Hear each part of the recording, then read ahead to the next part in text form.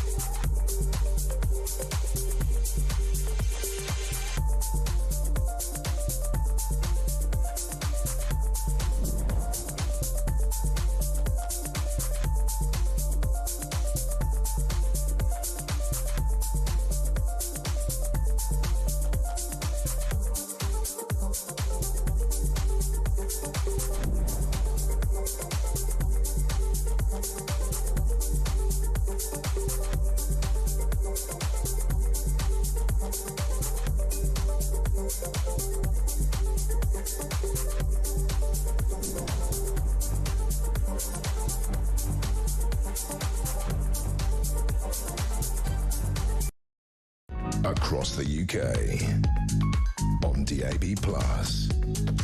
on YouTube, on your mobile, and on your side. This is Talk.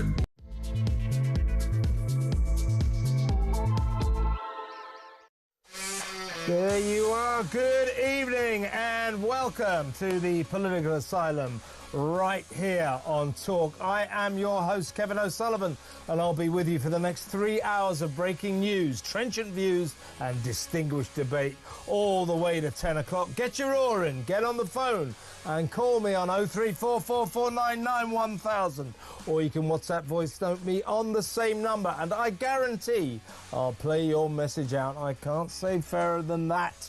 The week starts now. Here's what's coming up. What the hell does two-tier Keir think he's doing, sitting down like the poor relation with 27 EU leaders in Brussels? Why is he sucking up to that lot, to the Brussels gang, betraying what the British people voted for? Why does this traitor to democracy want to cost us all a fortune, tying us to the EU's stupid climate scheme? Why isn't he in Washington negotiating for a trade deal with America where the money is? What's he doing on the continent where the money isn't? 03444991000. Meanwhile, looks like the future Prime Minister broke the lockdown rules when he invited a voice coach to Labour HQ on Christmas Eve 2020 to teach him how to deliver his response to Boris Johnson's Leave deal. If, as a bombshell new book chronicles, two-tier really did pay for someone to tutor him into how not to come across like a nasal nerd, He should demand his money back right now. The charisma-free Prime Minister sounds more like a slow-speaking, sanctimonious parochial priest than ever before.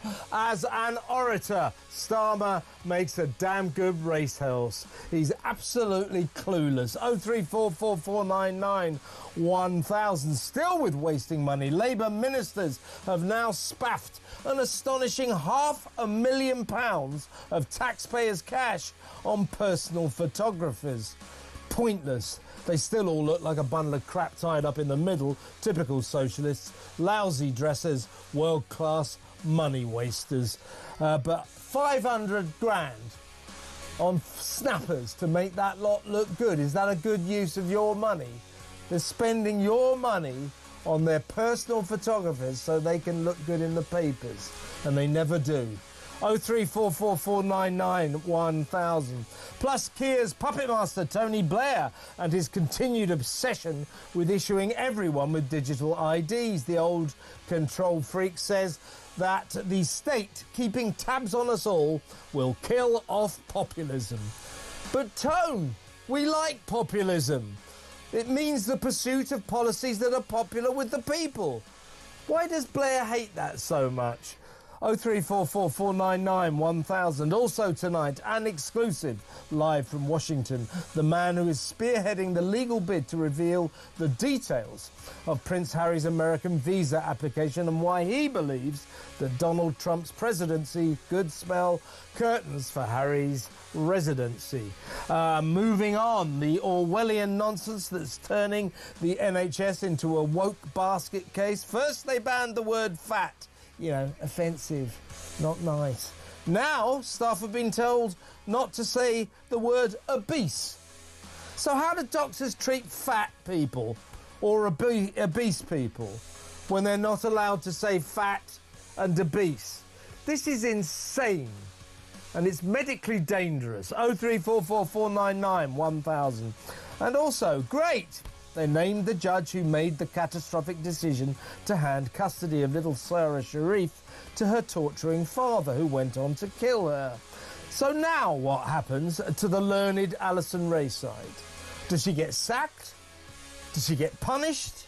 Does she even get reprimanded? Or are judges above such earthly matters? Are they permitted to screw up badly with no comeback? What's going to happen to this woman? She made a terrible decision and it ended up with Sarah Sharif dying. Putting that kid with that guy, her father, was not a great move by anybody. This judge, we weren't allowed to know who they were, who she was, for 2 weeks, due to appeals by various media outlets, including the BBC and the Daily Mail. A judge overturned that. We can now know that the person who made that decision to give custody of Sarah Sharif to her torturing murderer of a father was Alison Rayside. So now what happens to her? Is that it? Let me know what you think. If they're permitted to screw up like this with no comeback, why is that?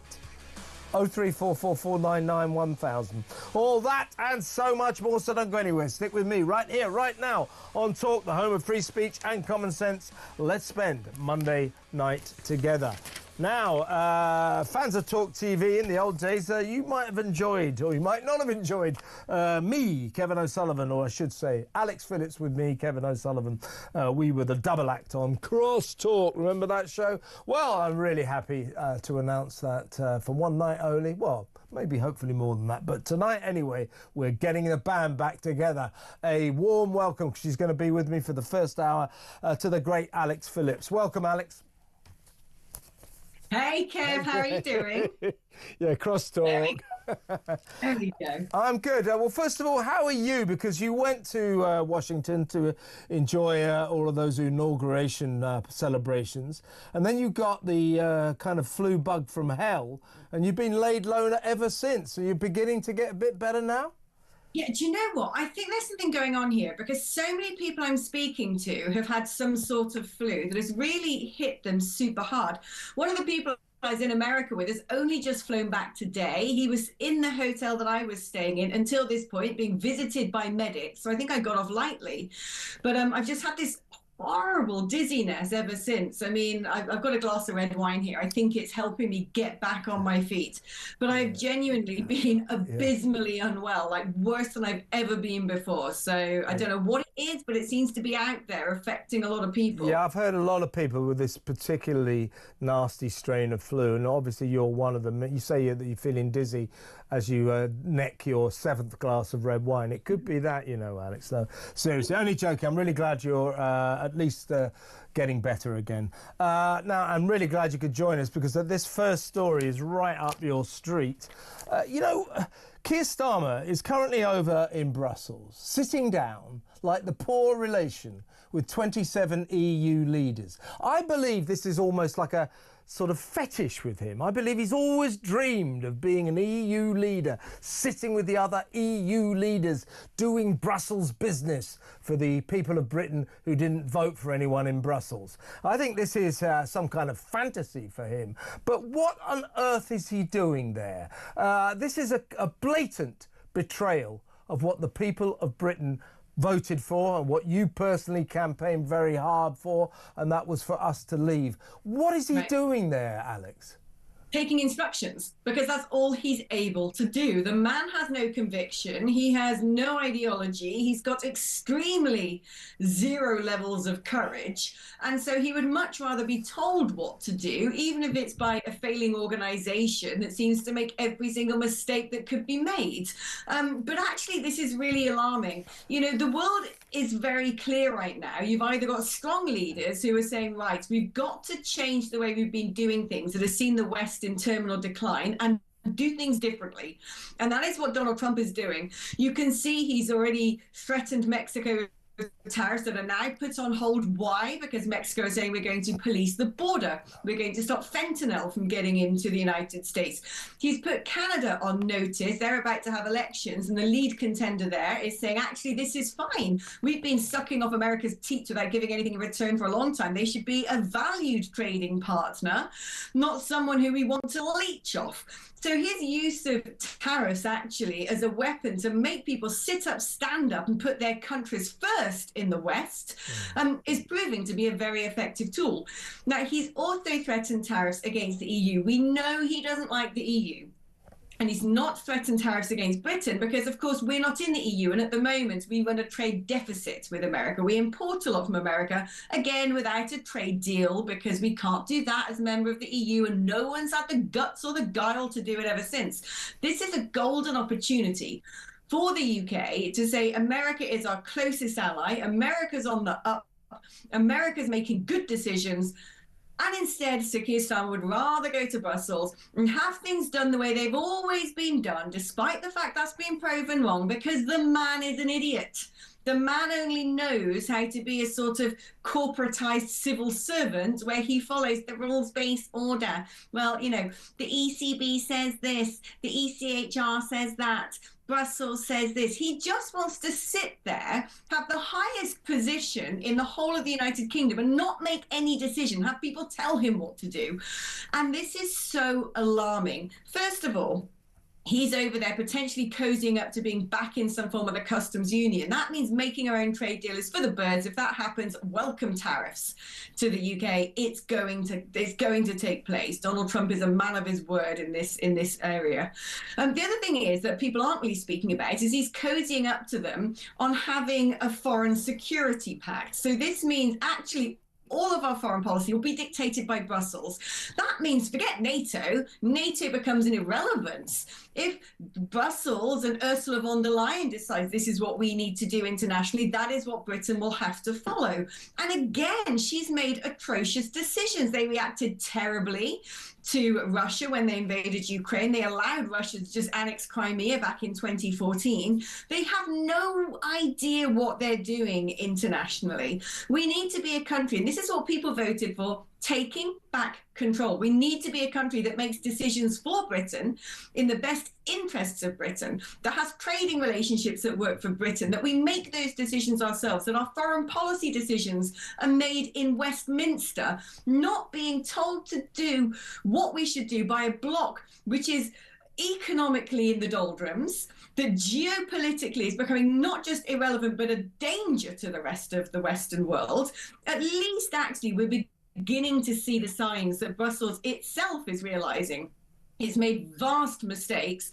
A paper that has been leaked today, co-authored largely by Poland, is now talking about leaving the 1951 Refugee Convention because they've turned around and gone, oh, yeah, you know that refugees welcome thing we did? It's not working. It's destabilizing society. It's invited in criminality. It's invited in terrorism. So perhaps Brussels itself is getting over the woke mind virus, but why can't we just make decisions for ourselves? We don't have to be part of a cozy cartel over there. We are able to run our own country in our own best interests. And that's what Sir Keir Starmer doesn't understand, because he's an absolute wet. Because he's a kind of pathetic technocrat, only interested in rules, laws, regulations. I think he constantly yearns for instructions. Being a sort of lone wolf coming up with his own plans is anathema to him. He needs someone to give him a set of initials that he has to obey, and then he's okay. If you give him a blueprint for what he has to obey, he'll go off and do it. So that's what he's doing in Brussels. What he's particularly doing on this fool's errand that he's currently engaged on, Alex, is he is tying us into the EU's climate scheme, their net zero scheme. Now, ours is dreadful enough. The EU's makes ours look lax and easy. In fact, this is going to cost us a fortune. It's going to cost businesses a fortune. Why on earth is he doing this? And to cut to your general point, why is he over in sclerotic old Brussels, you know, where all the economies of the EU are suffering? You know, if you think our economy's bad, take a look at France's and Germany's. Why is he over there talking to sclerotic, clapped out old EU leaders, and not in Washington talking to boom America, dynamic America, exciting America? I think that these socialist Labour people we've got in power, I think that Europe, Brussels, is almost a fetish for them. They look to Brussels, they look across the channel. To be asked to sort of look westwards towards America is just anathema to them, and it's going to be very destructive for this country. They're global socialists, and so they like to follow this whole idea of a world order that doesn't exist, that has plunged the West into absolute disaster. China's got about 2,000 odd new coal-fired power stations. That's what they're using to create all the green technology we're running over to buy so we can have the highest energy prices in Europe. We've had scrutiny for the first time with the new head of Great British Energy. So when are all these jobs going to come online? Probably not for 20 years. When is the £300 going to come off fuel bills? Well, I can't answer that. We've got the highest energy costs in the developed world, the highest energy costs. That's why we've got no manufacturing. That is why pubs are shutting. That is why, you know, there's no employment. That is why we're in constant doom loop decline, because we can't afford to bloody put the lights on. It is a madness. And yet he wants to self-flagellate at the altar of net zero when Donald Trump's saying drill, baby, drill, when the people we're buying the green technology of don't give two hoots. We could tie ourselves up in a Gordian knot of climate morality, and guess what? It's not going to move the needle when it comes to carbon emissions. It is the most ridiculous declinist attitude. It just betrays a complete lack of understanding of how the world works. But this is the thing with the left wing. The left wing have this idea that everything that's powerful, everything that's good, all of the things that we should be proud of are somehow bad because they were the people bullied at school. They think we've got to sort of prostrate ourselves in front of the altar of forgiveness and say, please, please, we've been too successful. We must be impoverished. We've got to save the world. Save the world? How about saving your own country? The problem is this man was brought up in a Soviet workers' camp during the Cold War, something the media do not pay enough lip service to.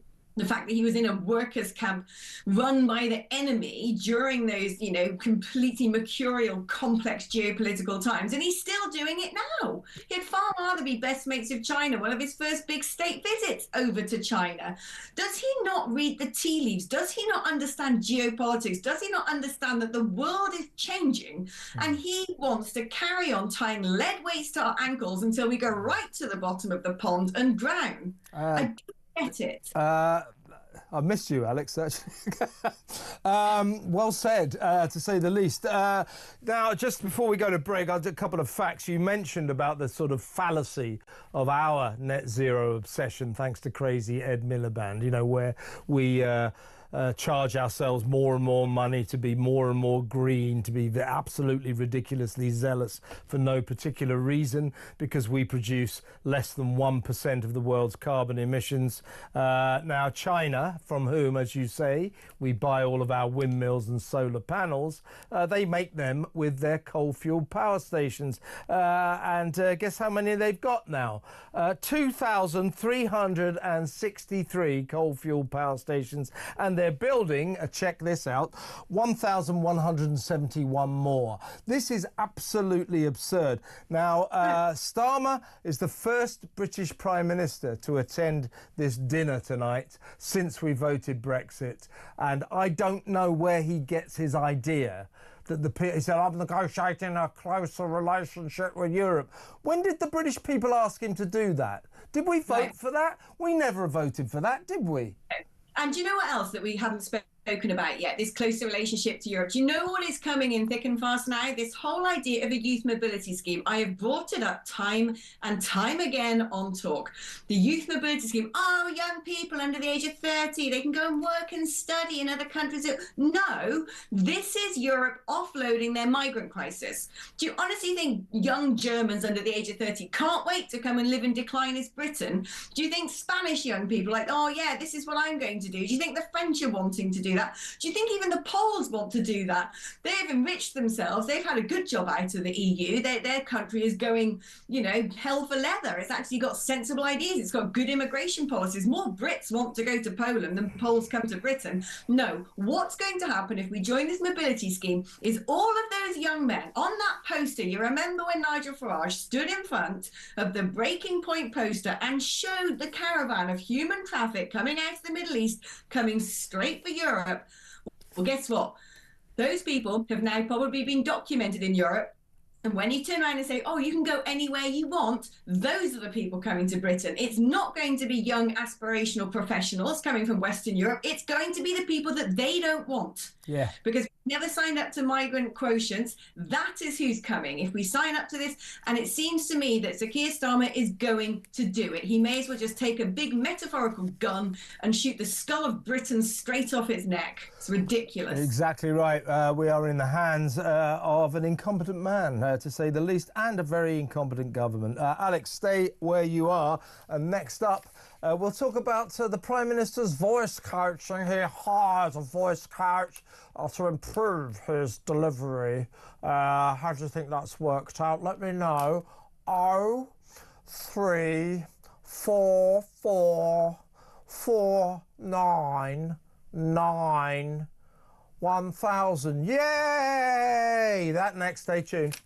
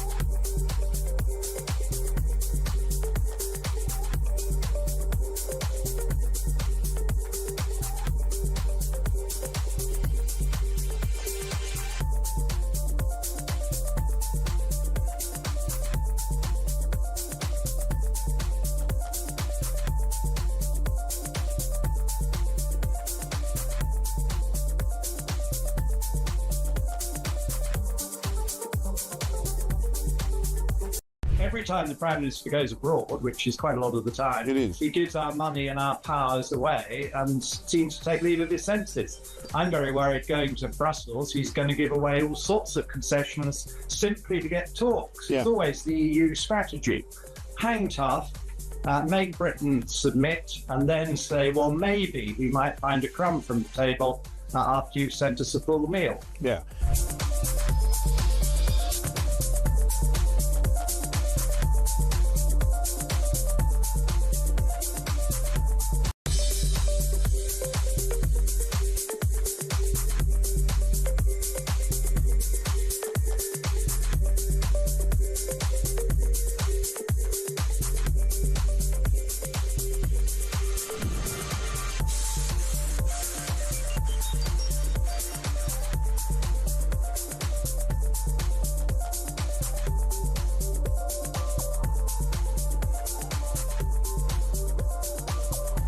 Across the UK, on DAB+, on YouTube, on your mobile, and on your side.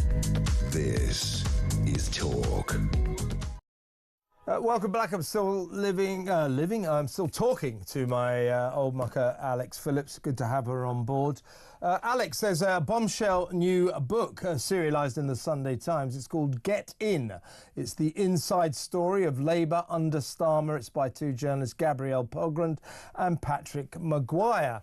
This reveals, this book, that first of all, even the number 10 Chief of Staff, Morgan McSweeney, thinks that Keir Starmer is, and I quote, like an HR manager, not a leader.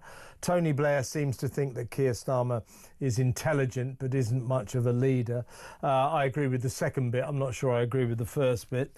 But he was so worried about his presentational skills, and well, he might be, frankly, that while the rest of us were all getting ready for Christmas in lockdown in 2020, Christmas Eve 2020, he invited a little-known actress called Leonie Mellinger to teach him how to perform in public. She was invited to Labour HQ, and a lot of people said, well, surely that would break the lockdown rules then. They were very strict at the time. But apparently Keir took the trouble to put her on the list of Labour's key staff, key workers. So she was kind of allowed to do that, but it sounds to me as if that's bending the rules, because apparently she's done lessons with him before on the phone. But that's not quite, I mean, if he broke the rules, there's a lot to discuss there, but it's a long time ago. But, you know, I mean, he should go to Leonie Mellinger and get his money back. I mean, he's got the presentational skills of an earthworm. He's hopeless, isn't it? It's just hopeless. I mean, you can't blame him for his nasal voice, but there's something about him. He's one of these politicians, you know, who is to oratory what Ronnie Corbett was to basketball. He's got no idea, and whatever money he laid out to Leonie Mellinger, I think he should get the money back, don't you? Oh, yeah, but you know what? Never forget how venal these people were. It was all about politicking. Rather there being any cross-party consensus on what was right, the good thing to do, which wasn't to lock us up. Remember, kids weren't able to go to school. Most people weren't able to go to work. A lot of people missed doctor's appointments. People went to funerals alone, not being able to be comforted by loved ones. It stripped the very humanity out of our society. And the repercussions we're now facing, a collapsed economy, broken psychologies of young people. When you look at knife crime, the levels of truancy, we've destroyed a huge chunk of an entire generation by denying them the ability to go and socialize and to be part of a community and have proper education. And the whole time they're trying to political point score. That's what this was about. Get rid of Boris Johnson so we can have a go, so we can get into power. They didn't think about anything, didn't believe in anything. They just wanted to win. They just wanted to skewer the opposition without thinking of the very human ramifications. That is what we should be annoyed about. Clearly, Sir Keir Starmer didn't believe about the incredible threat of this virus. Otherwise, he wouldn't have been going to see someone to try and, like, I don't know, improve his congestion that seems perennial, the ability to speak, which he's never been able to have. It just makes a mockery, doesn't it? They didn't do anything in the public's interest. It was all in their own interest. And people like Sir Keir Starmer were the authors of the big problems we've got today, because a lot of this, they want to blame it on the previous government. They want to blame it on Russia's invasion of Ukraine. They want to blame it on global inflation. No. A lot of this still comes down to COVID and the fact we shut off the economy, the fact we denied young people an education, the fact that we got people accustomed to being stuck in their own little microcosms, working from home. Yeah. This has led to massive social problems, massive economic problems. It's going to take us years to get over the symptoms of the policy of COVID. That is what long COVID is. Long COVID is the after effects of the terrible policy making, thinking you can close human beings up inside their houses and shut off the economy. We are paying the price heavily today. And what this proves is that Sir Keir Starmer didn't believe in it all along, because if he honestly thought that virus was so dangerous and so scary that everyone had to be locked up, he'd be doing it to himself, and he did not. Yeah, it looks like he broke the rules. There's also a suggestion that Leonie Mellinger may well be a personal friend of the Starmers, which might explain the Christmas Eve thing. I mean, it's pretty weird to see someone for a voice coaching session the night before Christmas. Pretty weird. And of course, what he was terrified of, and this is worth discussing, totally agree with you, if he broke the rules, he should be called up on it, because he was pretty hot on getting Boris in trouble for sharing a cake and a glass of champagne in number 10 Downing Street. So he should face the music as well. But don't you think it's really worrying that a future Prime Minister of this nation, this great nation, who is actually now the Prime Minister of this great nation, is so inconfident about appearing in public that he doesn't know how to frame his response to Boris Johnson's iconic Brexit leave deal? He doesn't know how to do it. So he has to call in an actress to tell him how to behave in public, how to deliver that. That, to me, is terrifying. Yeah, the man's a ventriloquist's doll, and a rubbish one at that. He's basically taxidermy. He can't speak, he can't think, he doesn't believe in anything. He has to be dressed by someone else. They've had to buy him glasses to wear to make him look like a human because he's dead behind the eyes. You know, what is he? He barely registers as somebody you'd even want to have a chat with on the bus, let alone be running the country. And he is basically just some sort of doll, some sort of stuffed entity that is being paraded as our Prime Minister. And Lord knows who are pulling the strings, because it isn't anybody that I know. It's no one that's accountable to the voter. This man is a puppet of the World Economic Forum. He's a puppet of the EU. He's just a plastic blob that has to be dressed like a doll and taught how to speak. It's pathetic. It's also deeply concerning about democracy, because if you can't point the finger at someone and say, you made that decision, that's what you believe in, that's why I'm voting for you, that's why I'm voting against you, then it makes an entire mockery of politics in this country. I'll tell you what else makes a mockery of politics. The Labour government now, Labour ministers have now shelled out of our money, taxpayers' money, £500,000 on personal photographers. We'll talk about that next, Alex. Stay tuned, everyone.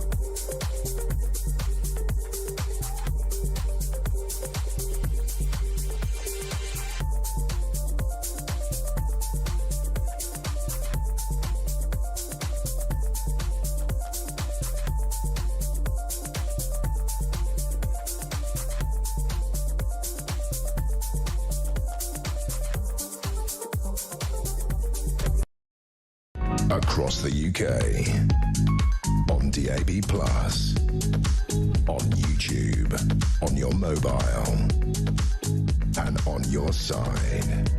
This is Talk. Welcome back. I'm still with the brilliant Alex Phillips. Alex, as we speak now, I think Macron will just about be rising to his feet to deliver a speech to the 27 EU leaders, and that snivelling little outsider who's going around with a begging bowl, that's the Prime Minister of Great Britain, Keir Starmer. Thank you for inviting me. It's very nice of you to let me attend this function. So Macron is delivering a speech, and in this speech he is saying, well, Keir Starmer, you being here among us, grovelling to us, proves that for Britain, Brexit has failed. How annoying is that? Why would he put up with that? If I found out that Macron was going to make that speech, I wouldn't go within a mile of that joint, would you? Well, he wants to hear it, doesn't he? That's exactly he does, doesn't he? He likes it, yeah. Does anyone notice if Emmanuel Macron rose to his feet from sitting position? No, but this is the problem. Has Brexit failed? It's not been done. And I know people are going to be sitting there going, oh, God, here we go again. But it hasn't. The point was we were supposed to usher in a radical new era of politics that involved controlling our borders, striking trade deals around the world, getting rid of the shackles of some of this globalist socialist nonsense like net zero, and putting the country first. That's what it was all about. It was the very first MAGA movement. Brexit actually came before Trump 1.0. We were the first domino to fall when it came to people in the Western world who said we've got to do things differently. We voted for that and we've not been given it. It's that simple.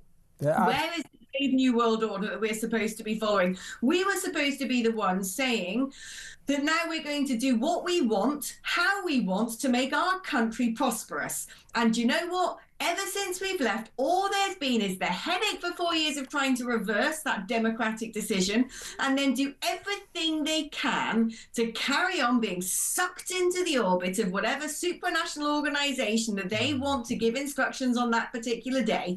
And does Sir Keir Starmer want to hear that? You bet he does, like a junkie wants his next shot of heroin. That's exactly what he's there to hear. Very good analogy. And, I agree that we have not cashed in on Brexit properly. We have not managed to achieve the advantages it should have brought us because we haven't really enthusiastically pursued the potential there.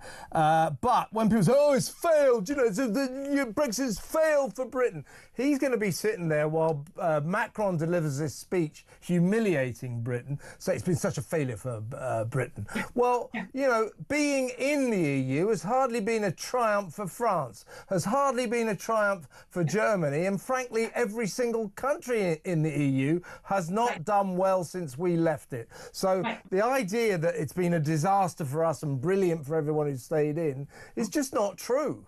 Right. Where's Macron's popularity? These people are about to be the politicians of yesterday. They should be gone. I mean, Emmanuel Macron's doing all he can to try and stop Rassemblement in France, Marine Le Pen's party, from even standing in the next elections. His little snap election where he colluded to make sure there's a coalition of parties who all prevented them from getting seats. But look what's happened in Italy, Giorgia Meloni. Look what is going on in Germany, the rise of the AfD. Oh, yes, they're trying to use every little trick in the book to stop it from happening. If the EU was a success, if the politics of Macron's era and his little cozy cartel of globalists was a success, would these people be dying a political death? No, they would not. The jig is up. The game has changed. It is. You're right.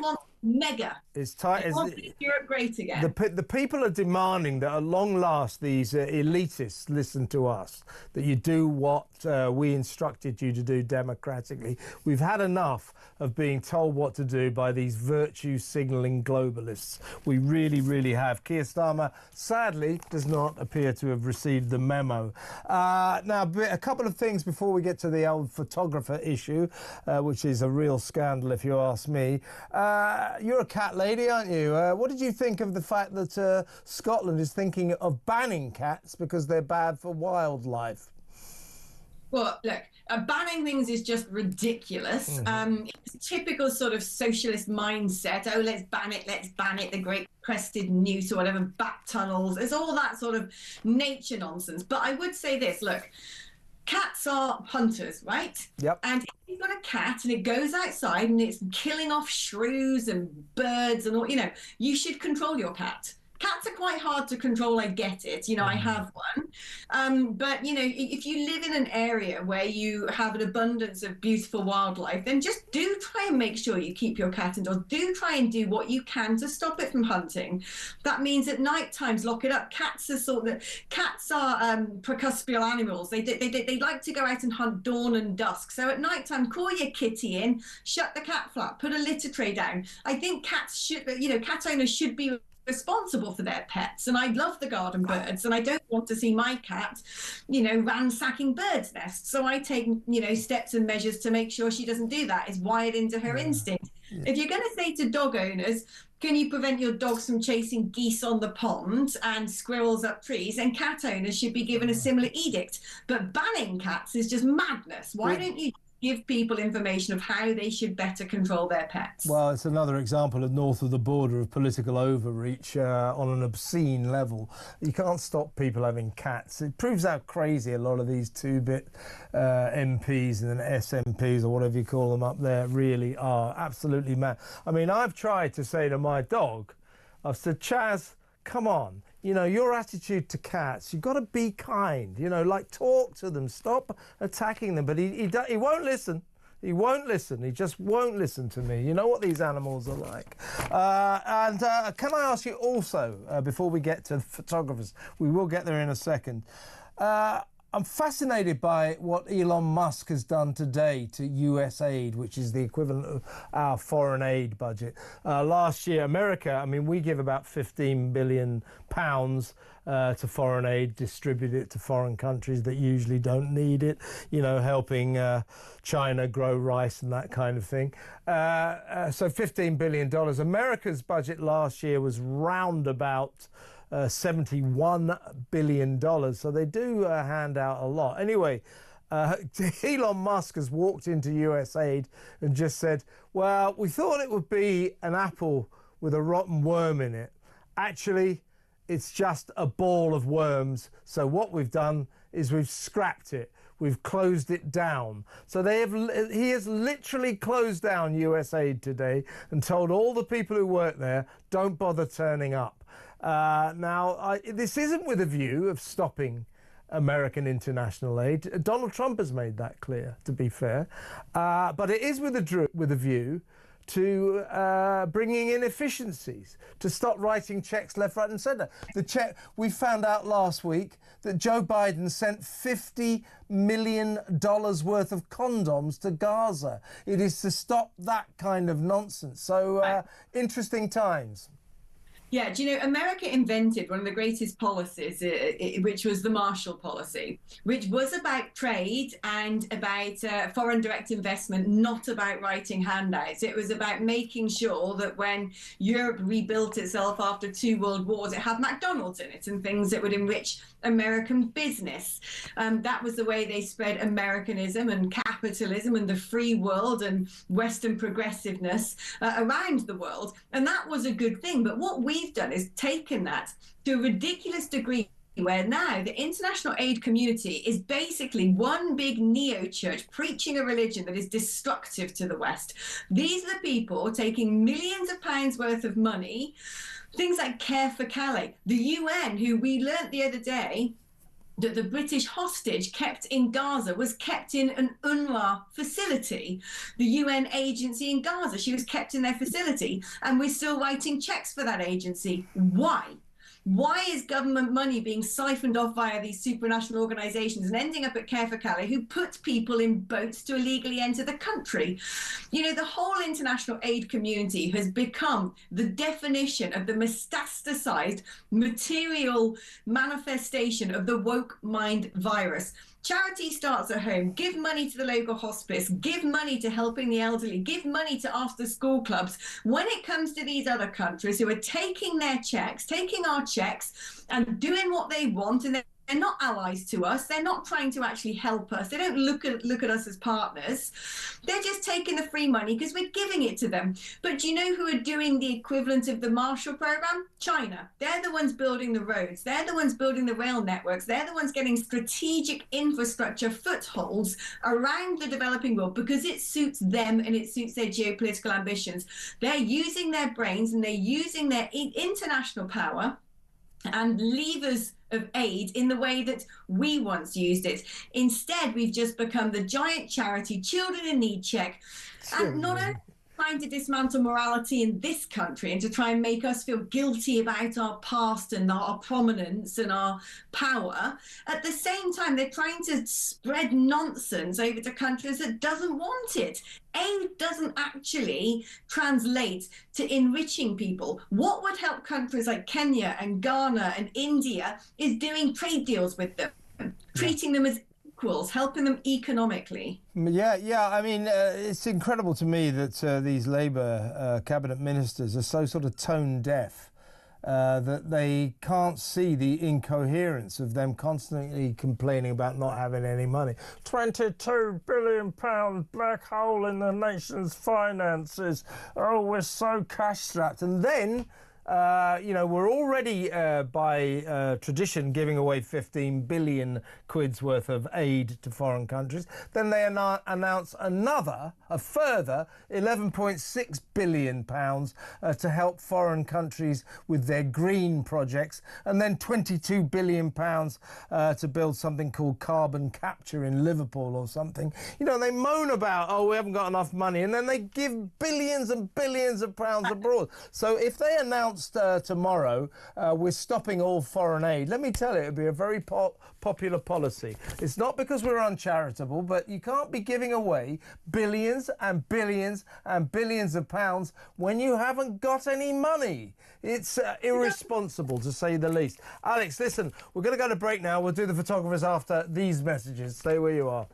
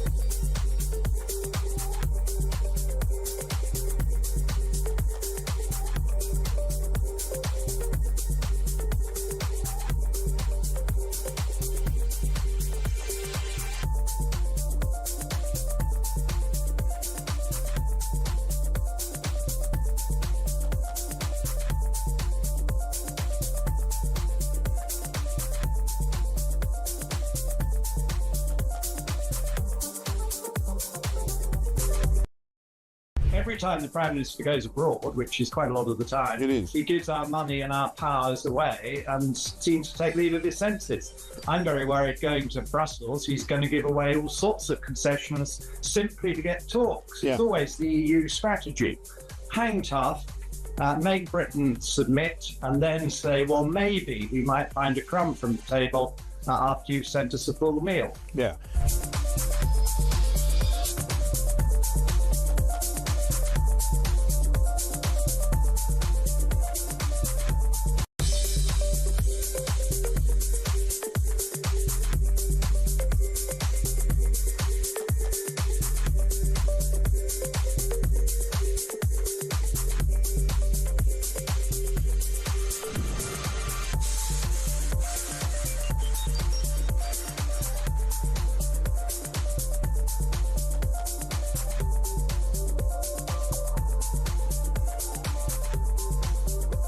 across the UK. On DAB+, on YouTube, on your mobile, and on your side. This is Talk. Welcome back. It's like old times. I'm with Alex Phillips again, and what a joy it is to link up with her once more. And let's talk quickly about what I keep trailing, Alex. Labour has spent £500,000 on vanity photographers. Now, Ed Miliband is advertising for a personal taxpayer-funded photographer at the moment. Angela Rayner hired one recently last year on a salary of £68,000 a year. Keir Starmer's got two, and altogether 12 of these socialist ministers are using photographers, and they are costing taxpayers £500,000 a year. They're weird, these socialists, aren't they? They're very image conscious. I think it goes back to the Lenin and Marx and everything, who you know, were all about persuading the people that these are the people to lead you. So they're very image conscious, but being socialists, they're all lousy dressers. They all look like a bundle of crap tied up in the middle. Look at it. That works, doesn't it? But what a waste of our money. It's disgraceful, isn't it? Yeah, these things shouldn't be taxpayer funded at all. It's not a key device of government and running the country. It is an absolute sham. It was actually David Cameron who first brought in this idea of having a personal photographer following him around wherever he goes. But do you think Keir Starmer wearing some zippy top like he is there and some acetate framed glasses is suddenly going to make voters go, oh, I really like him, he's doing a good job? No. People, the proof's in the pudding. People know if he's doing a good job or not based upon how he is running the country. And I don't understand what this is even for. I mean, within a world out there where there's so many memes being made and people can film things on their handsets, do they honestly think coming out of cosy photos, oh, look at him, there he is, the court of King Keir, everyone laughing around him on the aeroplane because he's such a hoot. You can just tell when you see him in front of, you know, electric media and a moving camera that he's the funniest man on earth. Yeah. We'd all love to go to the pub with him. It's absolute BS. Under no circumstances should stuff like this be paid by the taxpayer. So Keir Starmer needs to be doged.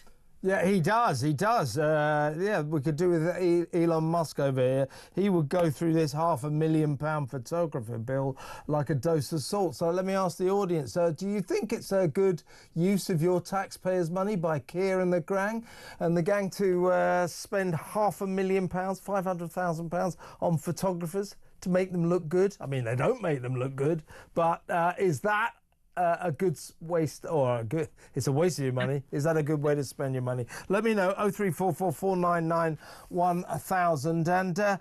And let's talk about the daddy of them all, shall we, to finish off, Alex. He is, of course, Tony Blair. Can anyone please persuade that old dinosaur to just shut up? But he still thinks he runs the country, and I think in many ways he does. He's definitely pulling Keir Starmer's strings. He's certainly got his mate into the ambassadorship over in America, Peter Mandelson, a man who goes from scandal to scandal to scandal, but always seems to be promoted, God knows why. But Tony Blair has this obsession with digital IDs, that we should all have ID passes. I can actually see the logical reason for them, and I can actually see that many countries have them, including America. But you know what? I sort of think if Tony Blair wants them, I don't. And frankly, you know, why shouldn't Britain be an outlier here? Why shouldn't we just say, do you know what? The people of this country, we regard privacy as more important than whether or not these two-bit socialists can keep tabs on us all. And therefore, I don't want these IDs. But he now says that the reason we should have IDs, he keeps saying, oh, it would be good for the migrant crisis. There's probably something in that, maybe. But he now says that this, if we all have ID passes, it will stamp on populism. It will snuff out, kill off populism. Now, Tony Blair hates populism. Keir Starmer, the scourge of populism. Populism, it's so terrible. It's terrible populism. We've got to stamp populism out. What's the definition in the dictionary of populism? It is the pursuit of policies that are popular with the people. What is it that Tony Blair hates so much about that? What is it that Keir Starmer hates so much about that? I like populism, don't you? Yeah.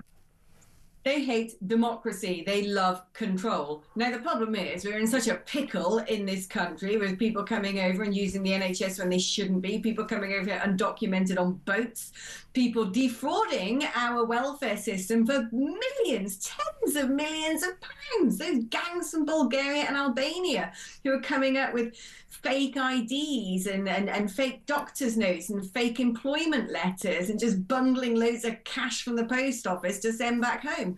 We've made such a mess of running this country that actually, unfortunately, having some form of digital ID is the only blimmin' answer.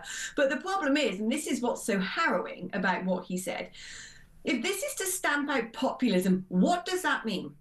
Yeah. Does that mean they want to go to some sort of Chinese social credit style system where on your digital ID, if you happen to think the wrong way or vote the wrong way or send the wrong sort of post on social media or buy the wrong stuff, you know, a patio heater or something like that, that it's all going to be recorded? Because that's what it sounds like to me. Because when people say they hate populism, what they really hate is accountability. What they really hate is the voice of the public. What they really hate, therefore, is democracy. As I say, populism is the pursuit of policies that are popular with the people. For the life of me, I can't see what's wrong with that. And for the life of me, I can't see why people like Tony Blair and Keir Starmer object to it so much. But c'est la vie. It could be that this kind of elitism from our Labour leaders, we get the same with the Tories as well. You people, you get on with your little lives and we'll govern you. Don't you interrupt. And we'll decide what to do, not you. That could be the reason why Reform UK is now storming it and is now in every poll after poll now, is the most popular party in the country, beating not only the Tories but also Labour now. I think it is this elitism from control freaks like Blair and Starmer and the uselessness of the Tories, the deceitfulness of the Tories, that is leading to the rise of reform. Because, you know, we actually like a popular guy like Nigel Farage, who has popular policies. We don't see anything wrong with that. So that's probably why Reform are doing so well, right? Yeah, that is a big reason. What scares me is what are they going to do to try and stop it? What are they going to do? Because we've seen what they're trying to do in Germany. They're trying to basically criminalise the AfD. We see what they're trying to do in France, using courts of law, made-up ideas that Marine Le Pen was misusing European funds in the EU 10 years ago or 20 years ago. Therefore, she can't stand for elections. We know that they go to extreme lengths to try and stop being challenged at the ballot box. What are they going to do? They've already cancelled, essentially, the next load of elections in May at local level. People should be up in arms about that. It's a disgust. It's a disgrace that they think something that wasn't even in the manifesto, this, we're going to change the way that unity authorities are structured and how local governments work and the competences they have. We're going to change that. It wasn't in the manifesto.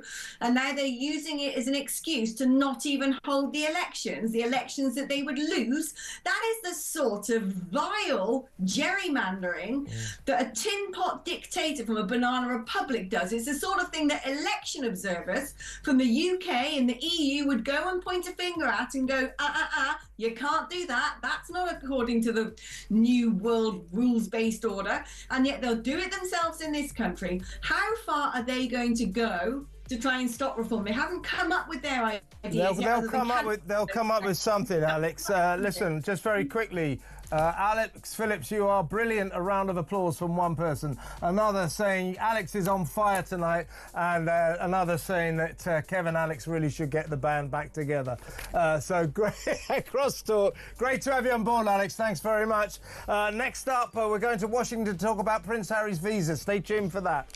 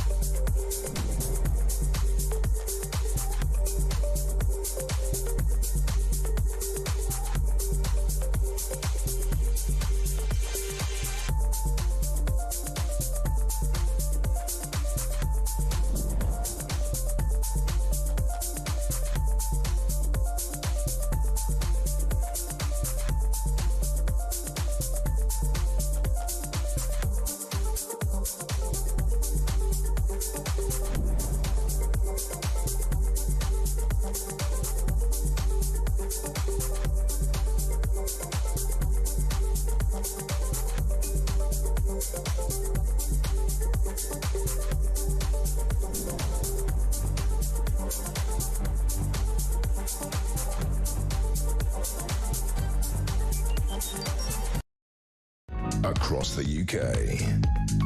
On DAB+, on YouTube, on your mobile, and on your side. This is Talk.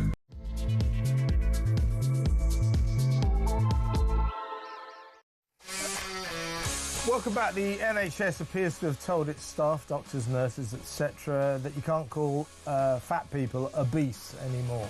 Now, if you think about it, obese is the euphemism that they brought in to stop using the word fat, because they thought that was rude and, you know, fat shaming and all that. So they came up with the euphemism obese.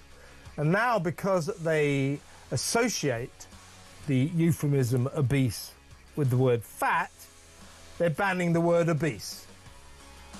I mean, it's absurd, isn't it? It's absurd. So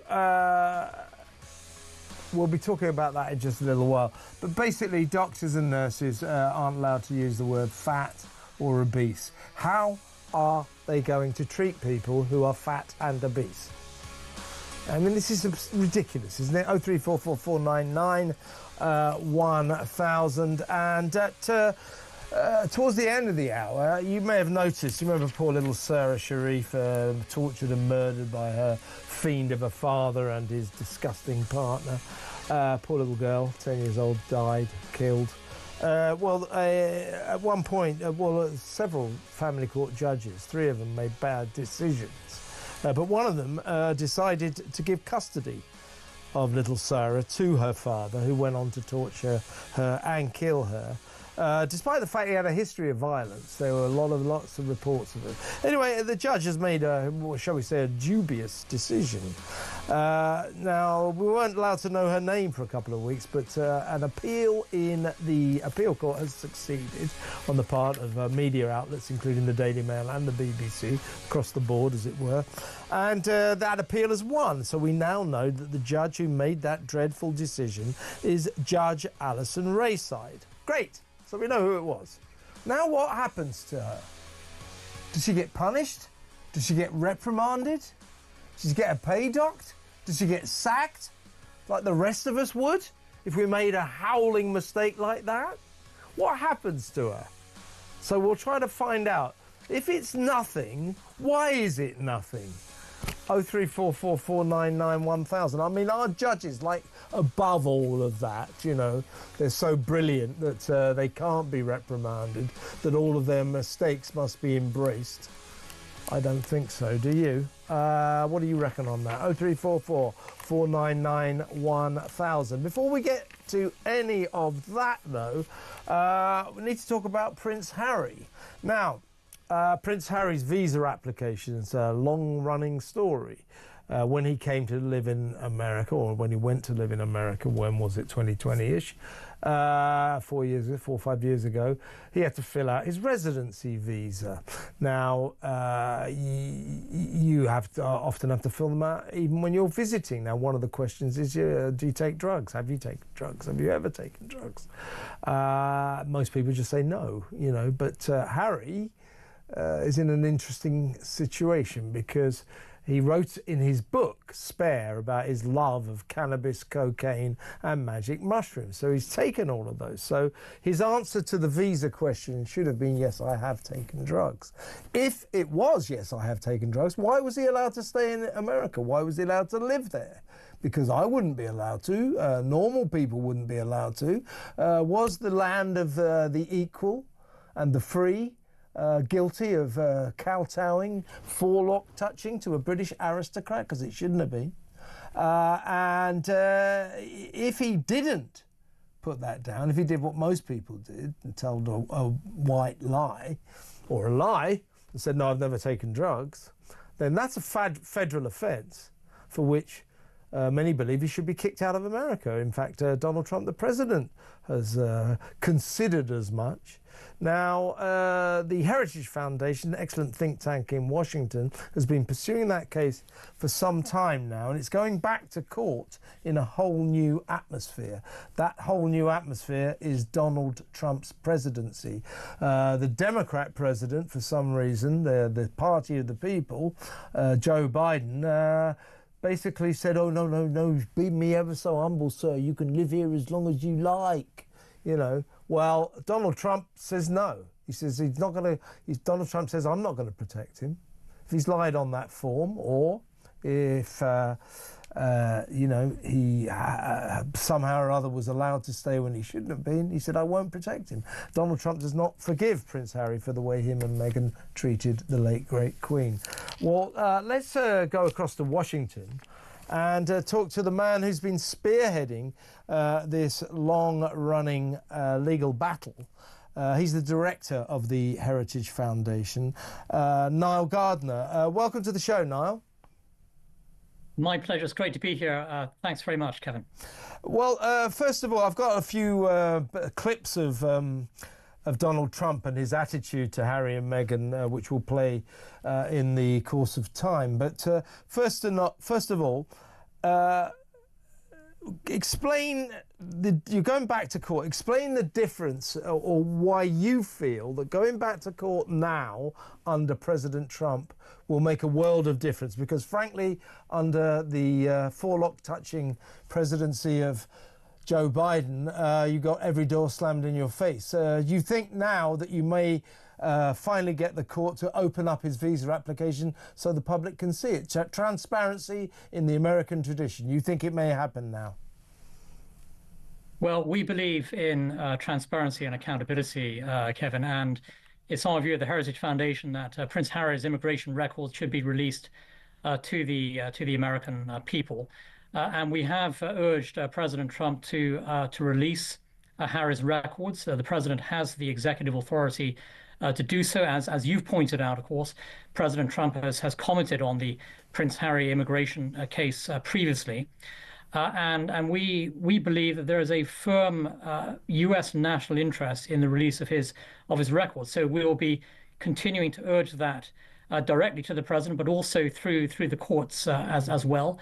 There is another federal court hearing taking place this Wednesday in the Washington D.C. federal court, and we will continue to make the case that Harry's records should be released for everyone to see, and we believe that if Harry lied on his immigration application, that's a criminal offence, and he should face deportation if he lied on his application. So let's see exactly what Harry had to say on his application. In his book Spare, his own memoir, he talked about extensive illegal drug use. Harry should be held to account, just like anyone else.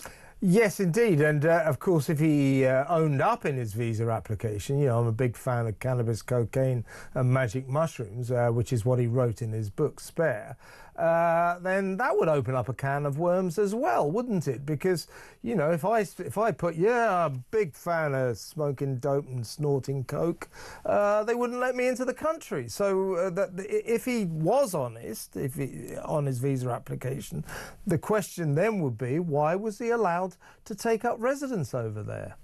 Yeah, that's a great question, Kevin, and there's a strong possibility as well that Harry may have received preferential treatment with regard to his application. And all we're saying is that these records should be released and made public, so the American people can judge for themselves exactly what's in those records. But as President Trump has made clear previously, if Harry lied on his application, appropriate action would be taken, in Trump's own words. And President Trump has promised to strictly enforce U.S. immigration law. And so it doesn't matter if you're a prince, you should be held to the same standards as anyone else applying to live and reside in the United States. And so I think Harry has made it very clear in his own memoir that he has used a wide array of illegal drugs, and he should be held fully to account, just like anybody else. And there's a firm public interest in his records being made open to the American public. So all we're calling for here is transparency, accountability, and for the rule of law to be applied equally to anyone who seeks to to enter the United States or live in the United States. Well, yes, I mean, and if he lied on his visa application to reside in America, in effect, he becomes an illegal migrant. And we know what Donald Trump thinks about illegal migrants, don't we? So deportation might be on the cards. But let's remind ourselves of President Trump's attitude to Harry and Meghan. This is him talking about the two of them potentially being kicked out. Have a listen to this.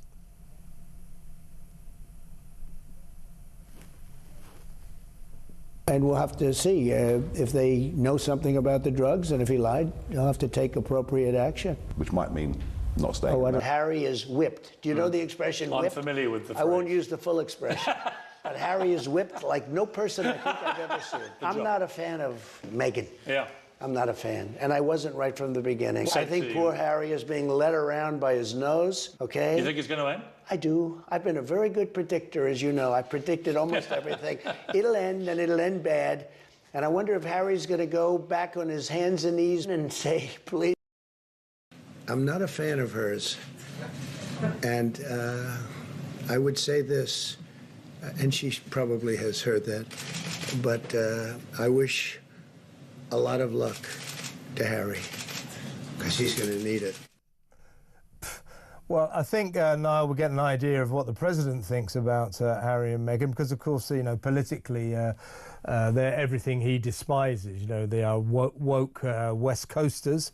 Nothing wrong with that, I suppose, but not likely to endear you to President Trump. Was it, Niall, the publication of Spare, Harry's extraordinary tell-all autobiography, that caused you to do this when you saw him boasting about drug taking, you know, and I guess making money out of that boast? Did you think, well, hang on a second, there's something not quite right? Was it the book that inspired you to do this? Yes, actually, it was Prince Harry's own revelations in his memoir that really prompted us to seek the release of Harry's immigration records. And initially, of course, the Department of Homeland Security under the Biden administration refused to do so, and then we took them to federal court, and we took them to court twice, actually, and there's the third hearing, of course, this week. You know, the fact is that, you know, Prince Harry has done a great deal, of course, to, I think, undermine the royal family. He is also, I think, if he lied on his application, he will have made a mockery of the U.S. immigration system. And the Heritage Foundation, of course, is the leading supporter in the United States of a strong and robust U.S. immigration system that ensures that America's borders are safe and secure. We're also the home of the Margaret Thatcher Center for Freedom, which advances the US-UK special relationship. And if Harry has lied on his application about all of his drug use, he will be, I think, damaging the US-UK special relationship. He's already undermined the royal family. Both he and Meghan have made relentless attacks upon the reputation of the royal family.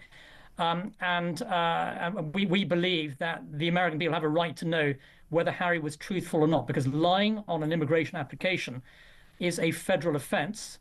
That's a criminal offense. And anyone involved in doing so would be subject to deportation. And the American people, I'm sure, would demand the deportation of Prince Harry if he lied on his application. So the stakes are very high here. The Biden administration fought tooth and nail against the release of the records. You have to ask, why did they do that? Actually, they went to great lengths to hide the contents of Harry's immigration records, and we're simply asking for transparency here, and for the American people to have the right to see what Harry himself put on his own record. And let's see what Harry had to say. Well, you've lived in America for a while. I lived over on the West Coast for the best part of a decade, and what struck me about Biden's attitude, or his approach to the Harry visa issue, was it was un-American. You know, the whole point about America is every man is equal, and of course woman. And the idea that some British aristocrat should get special treatment is just not the American way. And what did you make of Biden? I mean, he went to great lengths to try and block your legal efforts, didn't he? Why do you think that was, and what did you make of it? Yeah, that's a great question. I do think the Biden presidency was an absolute disaster for the United States, and their handling of the Prince Harry case is an illustration of that. And let's not forget that 12 million people crossed the US border illegally under Joe Biden. So that their track record on border enforcement is absolutely terrible. And the fact that they fought so hard against the release of Prince Harry's records suggests that there is something to hide with regard to his application. And with the new US administration in place, we sincerely hope that the Trump administration is going to release Harry's records. And as you mentioned, Kevin, the American people do not like to see preferential treatment being given to somebody, in this case, a prince, with regard to his immigration application. The Americans are very much against that kind of preferential treatment. Everyone should be treated in the same way. And the vast majority of the American people want to see U.S. immigration law strictly enforced as well. And so Harry, who has in many ways behaved like a political activist alongside Meghan Markle here in the United States, Harry should be fully held to account, actually, for what he put on his immigration application. And that's the right thing to do. The rule of law matters and should be applied equally and without favor. Before you go, Niall, here's another little clip that may make things a little difficult for Harry going forward. This is Meghan's take on Donald Trump. Take it away, Meghan. Yes, of course Trump is divisive. Think about just female voters alone, right? Yeah. I mean, like, I think it was in 2012, like, the Republican Party lost the female vote by 12 points. That's a huge number. Mm-hmm. And with as misogynistic as Trump is and so vocal about it, that's a huge chunk of it. You're not just voting for a woman if it's Hillary just because she's a woman. Yeah, that's Meghan's take. I mean, as a backdrop to your legal campaign, Niall, the political attitudes of West Coast Meghan and now West Coast Harry may present them with problems because they stand for everything that Donald Trump doesn't. And I've noticed that since his re-emergence, as it were, that they've been a little less critical loudly in public of him. But in the past, they couldn't wait to slap him down. And, old Donald, he's a pragmatist, but he won't forget that, will he? No, I don't think he will. And the reality is that, Meghan Markle in particular has made a number of very nasty comments about Donald Trump in the past. She has been, as you pointed out, rather quiet recently. But for many years, she and Harry have been woke left-wing political activists, and they have been noticeably quieter in recent months. And they've been a lot more careful. But Meghan's track record is there for all to see. And frankly, Prince Harry has gone along, I think, with a lot of Meghan's nasty comments, and her attacks on President Trump are absolutely awful, and they're all there on record. And at the end of the day, Meghan and Harry, they do see themselves as sort of political activists as well, and they represent sort of out of touch, super elite, woke liberal America. And there's a new sheriff in town with President Trump, actually, who really speaks for the American people. Well, as the recent election proved, no one is listening to Meghan and Harry and their ilk. Last question, Niall. When are you in court? When does the actual next hearing happen? So the next hearing takes place on Wednesday here in Washington, D.C. at 2 p.m. U.S. time. That's 7 p.m. UK time. But at the same time, we are urging President Trump to release the records himself. And I think there's a very, very strong possibility that he will do so. He's taken a very close interest in this case. My view is that there is a very strong likelihood that President Trump will intervene himself. Extraordinary. So Wednesday, come back to us after that, Niall. We're all ears. Really good to talk to you. Excellent, thank you. That is Niall Gardner, the director of the Heritage Foundation. He is the man who's spearheading this long campaign to get a look at Harry's visa application to reside in America. Well, you heard what the story is. This is serious. Trump may be about to kick him out. That is if he's lied. You never know. But either way, he's going to be in trouble. He either lied on his visa application and said he's never taken drugs, which is a federal offence, that's very serious. Or he said, yeah, I'm big on coke and I love a joint and I really enjoy magic mushrooms. If you put that on his form, why is he allowed to live there? I wouldn't be, you wouldn't be. He may be kicked out for that reason as well, admission of drug use. It's 100% way to get banned from living in America. So difficult times for Mr. Sussex. Harry is living on a knife edge right now. So next up, we're going to talk about what I was saying before. We're going to talk about this crazy nonsense in the NHS. You can't say the word obese anymore. You used to not be able to say the word fat. Still can't say that. You can't say obese. When they finish, there'll be no words whatsoever to describe fatzos. So that'll be interesting, won't it? So stay tuned for that. That's up next.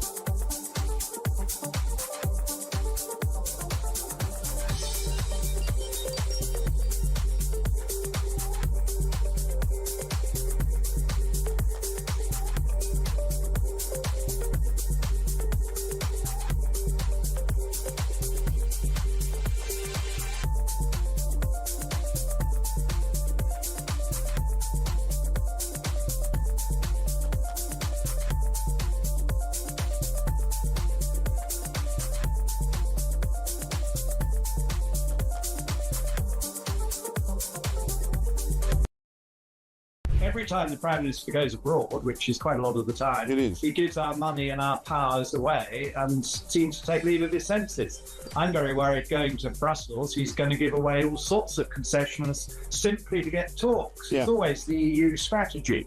Hang tough, make Britain submit, and then say, well, maybe we might find a crumb from the table after you've sent us a full meal. Yeah.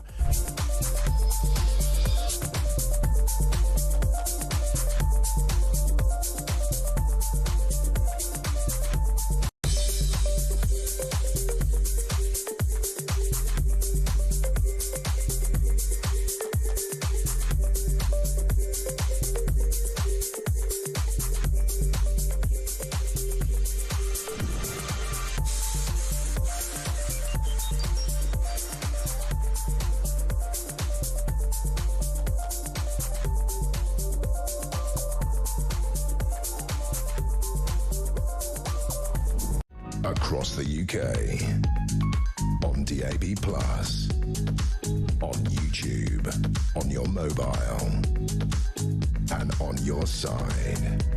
This is Talk. Welcome back. Well, let's go straight over to my next guest. He's Professor Karol Sikora, oncologist, friend of the show. Always good to have him on board. Welcome, Karol. Hi, Kevin. Right, well, you and I spoke, I think it was last week or towards the end of the week before that, about the fact that you'd highlighted the NHS cannot be dissuaded from constantly advertising for £80,000 a year diversity officers or diversity chiefs.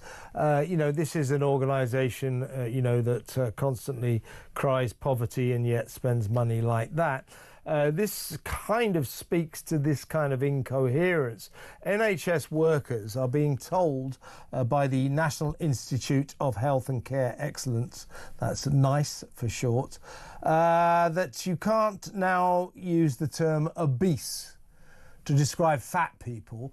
This, of course, obese was sort of brought in because it was decided that fat was offensive, fat shaming, that's offensive. So we've got a new word for it, obese. Well, now they've come to associate the word obese so much with fat that they now find that offensive, so that's been banned.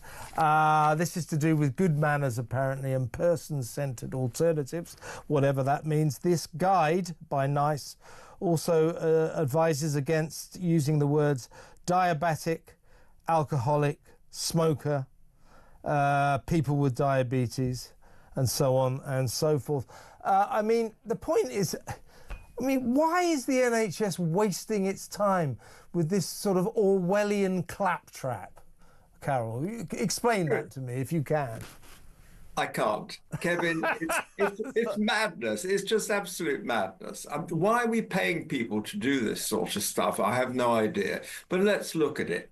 Terminology changes with time. You know, there's a beautiful hospital in Queen Square, London, called the National Hospital for Neurology and Neurosurgery. It used to be called the National Hospital for Paralytics and Epileptics. Can you imagine that in a modern world? So certain things change, but certain things shouldn't really change. Obesity is based on your body mass index. If you're very large, you need to do something about it. We know that. The patients often know that.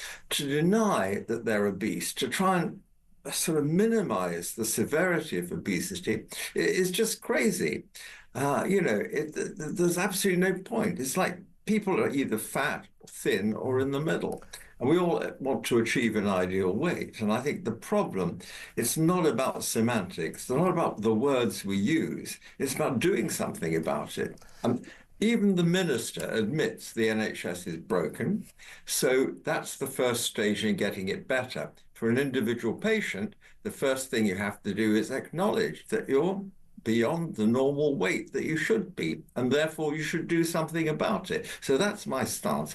Don't worry about the words. Exactly right. So there are two concerns here, I think. First of all, there is the complete waste of time of all this. What they're saying is, don't use the word diabetic, use the term people with diabetes.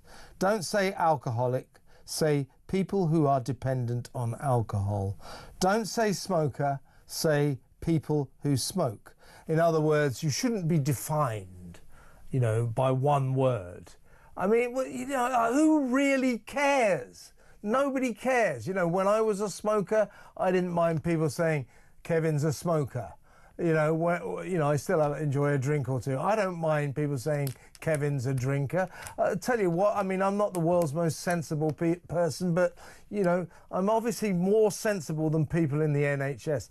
This is a waste of time and money, but worse than that, this is healthcare. And if someone like yourself, Karol, you can't go to someone and say, look, let's face it, you're a bit fat, or you're rather too obese. What the hell are you going to say to them? Do you see what I mean? It's the Orwellian reduction of language to the point that we don't have the language to explain what conditions people are suffering from. This is dangerous insanity. It is complete madness. We write to other doctors. If a patient comes referred by a GP, for example, you write a referral back. And it's interesting to see how those letters have changed with the younger doctor. I've been in the business a long time, as you know, 50 years qualified now. And when I started, you'd write very polite letters, but you'd also say what you thought. You said, this cantankerous old man who drinks far too much and is grossly obese, and you write that sort Talking about me again, are you, Carol? Yeah. No, certainly not.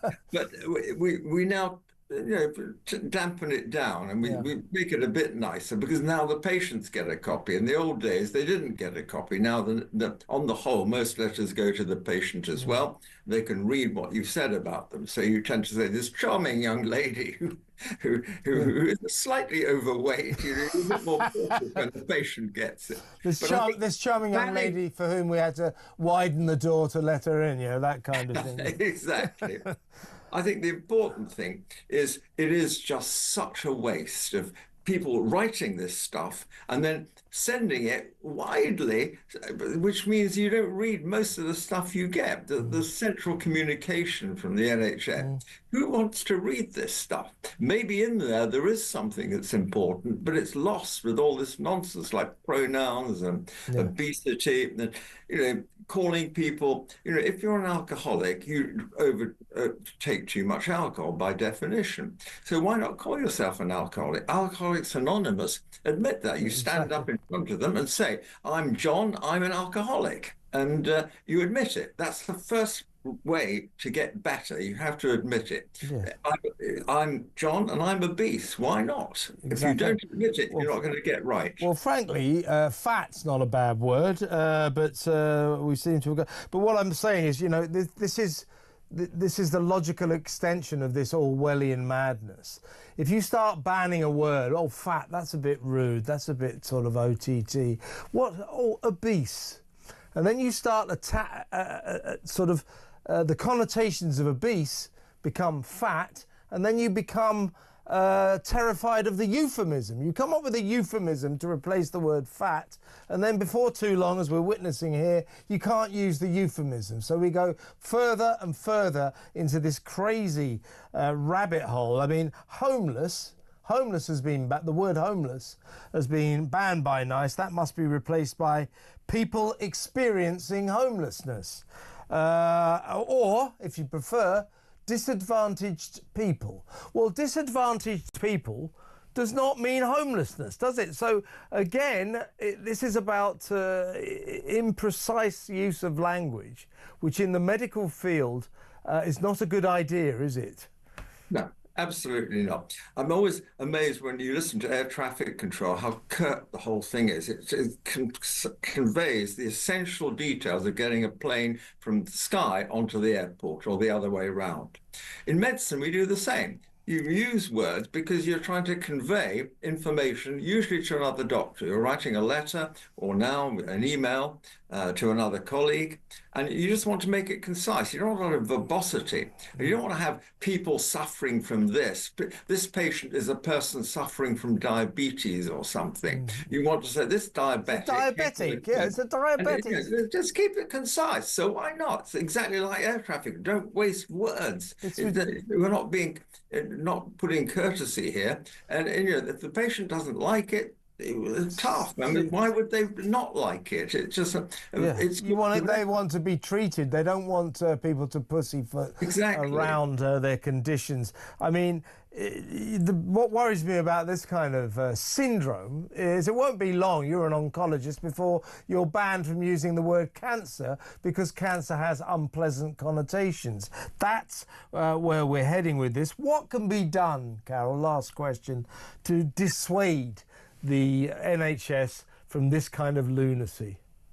It's almost like a lost cause, the NHS, in terms of the management structure. And I think, it's so easy to do this, and it's relatively cheap. Maybe, how much does this cost? Probably £500,000. I mean, it sounds cheap, but it's £500,000 could be better spent elsewhere in the system. Who actually controls it? It's got a will of its own. The whole wokeness of the NHS has a will of its own. And I'm afraid that's the problem. In the good old days, you had clinical directors, and I was one for cancer in West London, and you could sort things out. You wouldn't tolerate this sort of nonsense. But now it's imposed from the top, and I think the top has to change. And let's see where the revolution of reform from our Health Minister Wes Streeting goes. A lot of noise has been made about it, but I've not heard actually what's going to happen. I think we have to wait and see. But it's getting on. We've been 6 months with it, and nothing much has happened. Well, as we discussed last week, Carol, I've no hard feelings towards Wes Streeting. I think his heart's in the right place, but he's going to go the way of all health secretaries, coming in like a white knight on his charger. I'm going to reform and to fix the NHS, and not doing so. But I do wish him well. I hope he succeeds. But let's face it, he just won't. Carol, really good to talk to you as always. Thank you so much. Professor Carol Sikora there, oncologist, NHS oncologist. What do you think about that? Can't use the word fat, now you can't use the word obese. So fairly soon they'll come up with a plump or something, or generously proportioned, and then you won't be able to use that, and so on and so forth, until we just sort of go further and further down into this Orwellian mad rabbit hole. Your thoughts? 03444991000. We'll take a couple of calls after these messages. Stay tuned.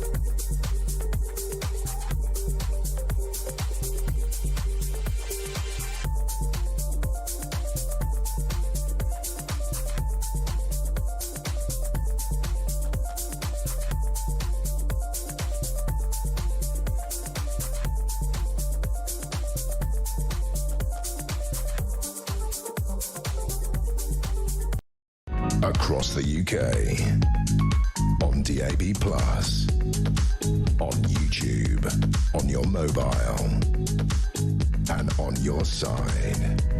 This is Talk.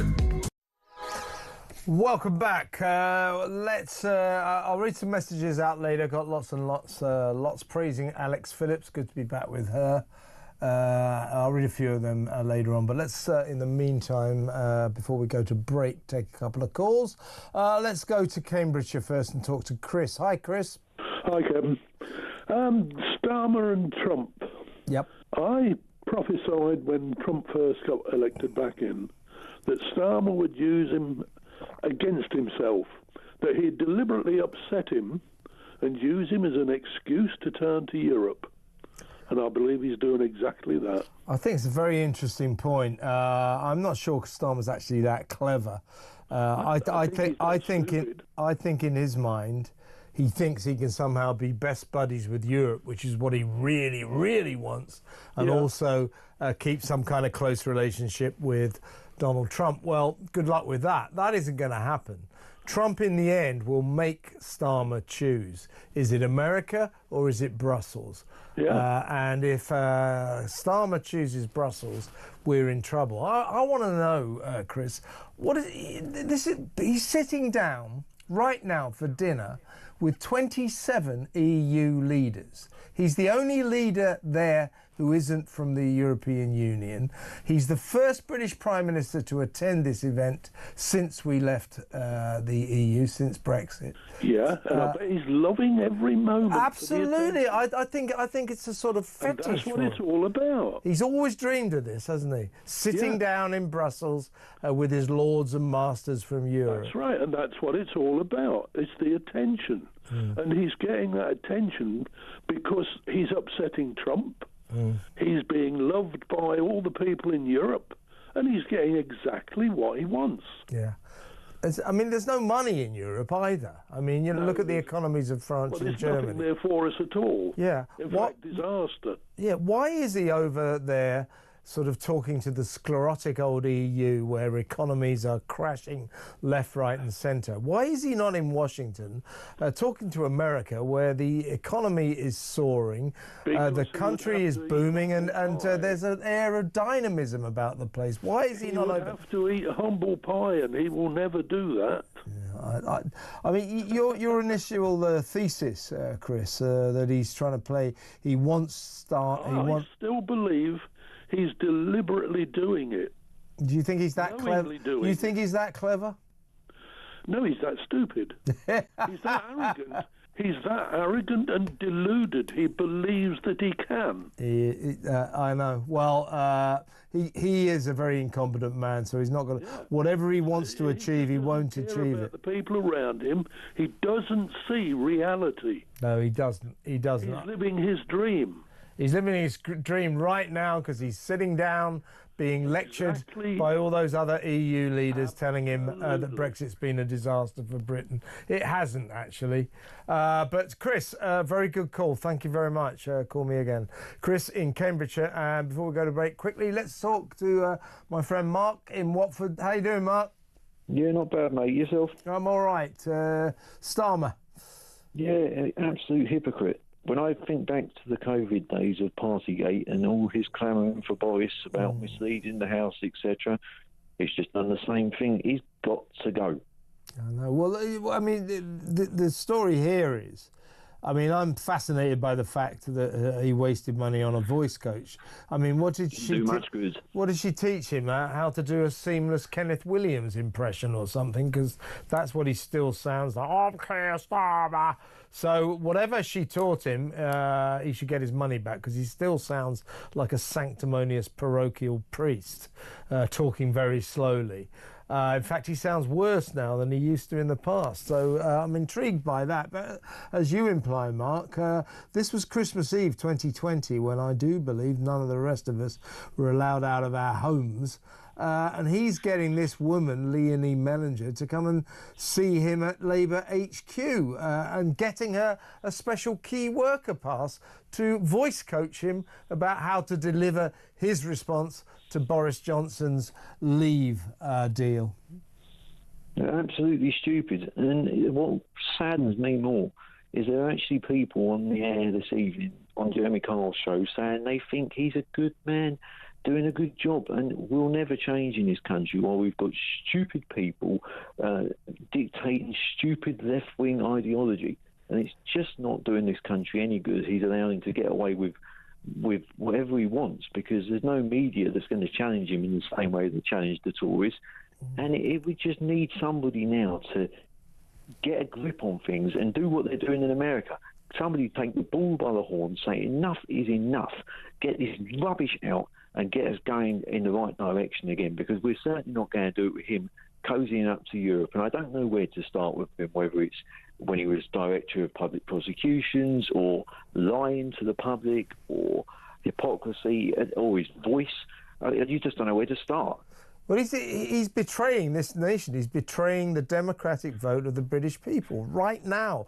I mean, we voted in 2016 to leave the EU. Why is he breaking bread with them right now? Why is he sitting in the middle of this EU function? 27 EU leaders there. This is for members of the European Union. We are not a member. Why is he there? You know, like this kind of outline with a sort of tray, a begging bowl, saying, do you mind if I just sit down and perhaps, you know, you could cut me some slack? Why is he there? It's a betrayal. It's a betrayal of democracy, and I think it's a disgrace. Mark, I do believe we're on the same page. Thanks for another excellent call. Keep on tweeting. Mark in Watford there. And we're going to break now. And when we come back, we're going to talk about this judge who we're finally now to know who she is. She's the one that made the decision to give custody of Sarah Sharif, that poor little girl, to her torturing, murdering father. Now, okay, we're finally allowed to know who she is, this judge who made that terrible decision. What now happens to her? Is that it? We just know who it is? I mean, is she going to get punished, sacked, get her pay docked? You know, what's going on? Or is that it? You just say, well, that's her. She made the decision. Let's all move on. How about we don't? We'll talk about that next. Stay tuned.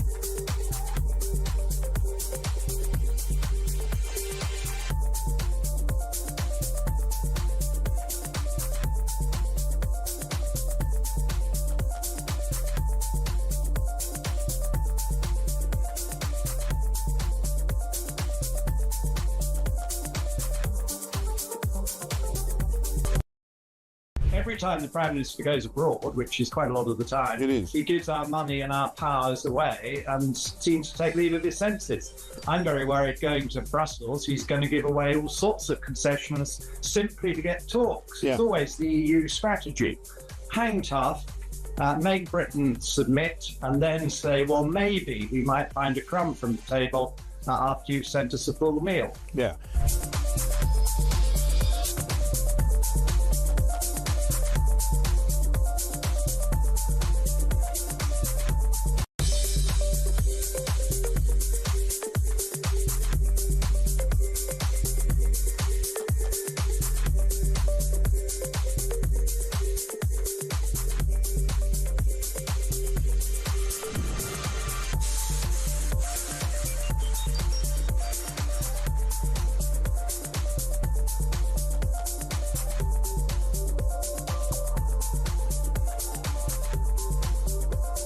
Across the UK, on DAB+, on YouTube, on your mobile, and on your side.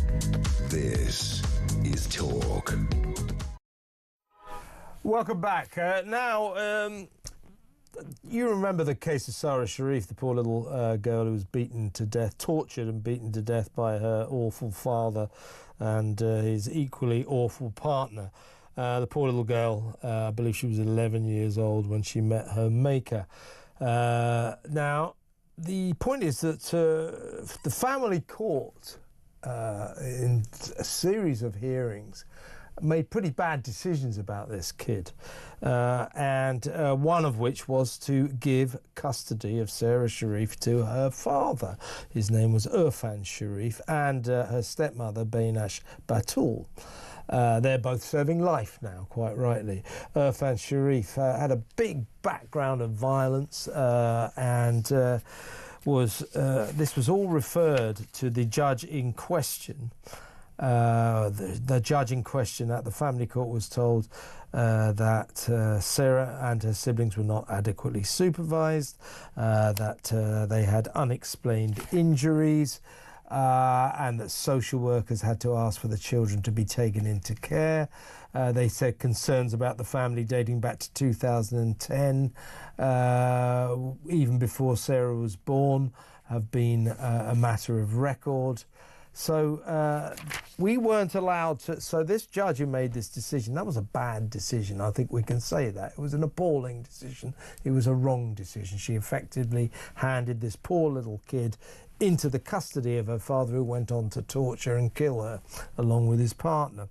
Now, we weren't allowed to know the name of this judge, nor were we allowed to know the name of two other family court judges who had made not quite such catastrophic decisions, but poor decisions in the history of this poor little kid, because a judge called Mr. Justice Williams didn't want them to be named in case they got a bad time from the virtual lynch mob, and he said that you couldn't really trust the media, the newspapers, to report this correctly. That was an abysmal decision.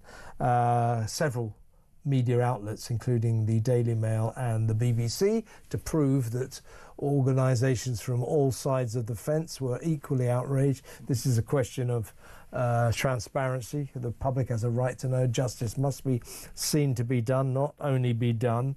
Now, they appealed, and Sir Geoffrey Voss, Master of the Rolls at the appeal court, found in favour of the media, saying the whole idea of anonymising the judge was, I have to say, misguided. So we now know that the two judges whose mistakes were not that bad, but bad, were Judge Peter Nathan and Judge Sally Williams. But Judge Alison Rayside is the one that handed custody of Sarah to this monster, to these two monsters. So we now know her name, quite rightly too. That was a bad mistake. So my question is, now what happens to her? Is she punished? I'm with, should have said, or with Andrew Eborn, barrister and broadcaster. He knows a little bit about this sort of thing, obviously. He's always in court. What happens, Andrew? Does she get punished? Does she get reprimanded? Does she get sacked? What happens to Alison Rayside for this abysmal decision? Yeah, I'll tell you what happens. And you're absolutely right. It is absolutely appalling. The whole system failed Sarah, and the dreadful circumstances and the evidence which has now come out about the appalling conditions, the abuse that she suffered. And also, as you rightly say, the three judges have now been named. Also, the rules have now changed about family courts, that we can report on what happens in the family courts, but you basically do that anonymously, so you don't mention the families. Yeah. And I've always say that trust comes in on foot but leaves on horseback, and trust in the media and trust in judges and trust in the police and various other things is at an all-time low. One of the ways they were going to restore this trust is to have transparency, and as you rightly say, justice not just to be done but seen to be done, so people can try to understand why judges make what seem to be appalling decisions. And that's why they started doing things like sentencing remarks and so on and so forth. In this particular case, as the circumstances have unfurled, Judge Alison Rayside, she sat on the earliest hearings involving Sarah, the last one and the most hearings in between. Basically, the court said that they were involved with the family before she was even born, because the family, there were various reports and concerns about that. When she was only 6 days old, there was a hearing on the 17th of January 2013, and again they said about the real concerns. This was Surrey County Council that they had. What happens in these hearings, we've only, in part of the media, just picked up on what Surrey County County Council said. They also had various experts who come in on the other side to say, actually, her best place would have been with the family. So what we need to look at is who else was responsible on those sort of basis. But there was a lot of information that I would say, even if there was an opposing argument, that any decent judge would have said, no, I have to agree with you. On the face of it, it is an appalling decision. What happens is judges have impunity. So essentially what we're talking about, the essential question here is who judges the judges? Yes. And what you're saying is nobody does. Well, I'll tell you what happens. Nothing will happen to Alison Rayside for this abysmal decision. The way that judges get judged is if they make a decision on law, it goes through the appeal courts and so on and so forth. If they behave in an inappropriate way, they have discipline and so on and so forth, but it doesn't affect the decision. So what happens is the starting point is judges are protected from the decisions that they make through impunity. And the argument for that is they're supposed to be independent and not worried about having writs sent to them for defamation. I don't think they should be sued, but they should be worried about being reprimanded, being punished, being sacked. They should, like the rest of us have to be. You know, if I make an appalling mistake at work, you know, I'll probably get the tin tack. Why are these people immune from that? I agree, absolutely. And what we need to look at is all of those circumstances, and this particular judge basically should be held to account, and there should be a process where we restore trust. And I've been advocating for a long time about making sure we restore trust in the judiciary as a result of it. And these sort of cases and this sort of evidence coming out, these appalling circumstances, just go to erode that trust even further. But you're right, the general position at the moment is that judges have impunity. And what happens is, but the humiliation, let me put this into context.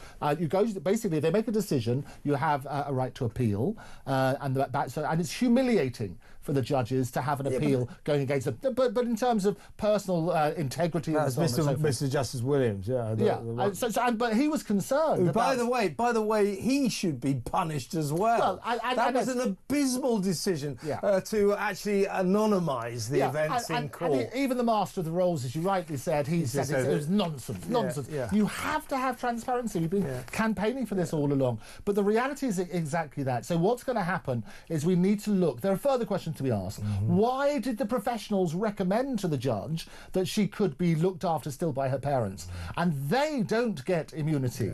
What happens is they have what's called a duty of care, and it's a tort. And what that means effectively is that if you breach that duty of care, then a right of action can ensue. And I think my personal view is that we absolutely need to look at this case, and it's tried to say never let it happen again, because that's said too often. It is a disgusting case, and it's only right and proper that this is unpacked in a full way. Just generally speaking, I would suggest that this story illustrates that we're too reverential to judges, and if judges feared for their jobs like the rest of us do, they might be a little more cautious about making this kind of decision. Well, I think, to be fair, Kevin, I think two things is, firstly, the judges themselves, 3 judges, didn't ask for anonymity. That was a mistake. Two of them did. Alison didn't, and she didn't. To be fair, she didn't. So she's the main one at the centre of this. She made most of the decisions. She didn't ask for anonymity. So the reality is that if she's held for account, absolutely, you then have to say, well, what evidence was presented to her on that basis? Absolutely. Well, there you go. Who judges the judges? Let me know what you think. 0344 499 1000. Thank you to Andrew Eborn. Kinsey Schofield on the Royals next.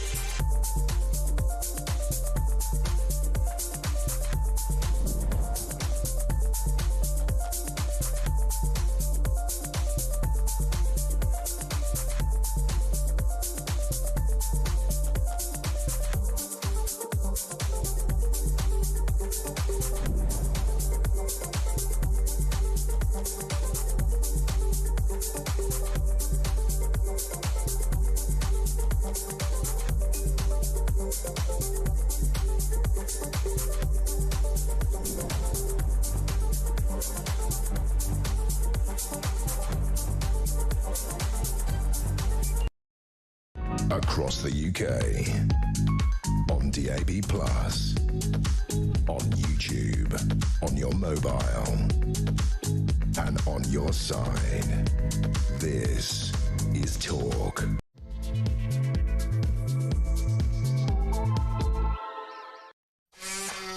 Welcome back. Well, it's 9 o'clock. It's Monday night, and at this stage, we always go over to the west coast of Los Angeles to talk to our brilliant royal guru, royal correspondent, Kinsey Schofield. Welcome to the show, Kins.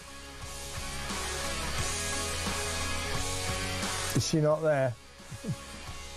I'm here. Oh, there you are. There you are. What was going on there?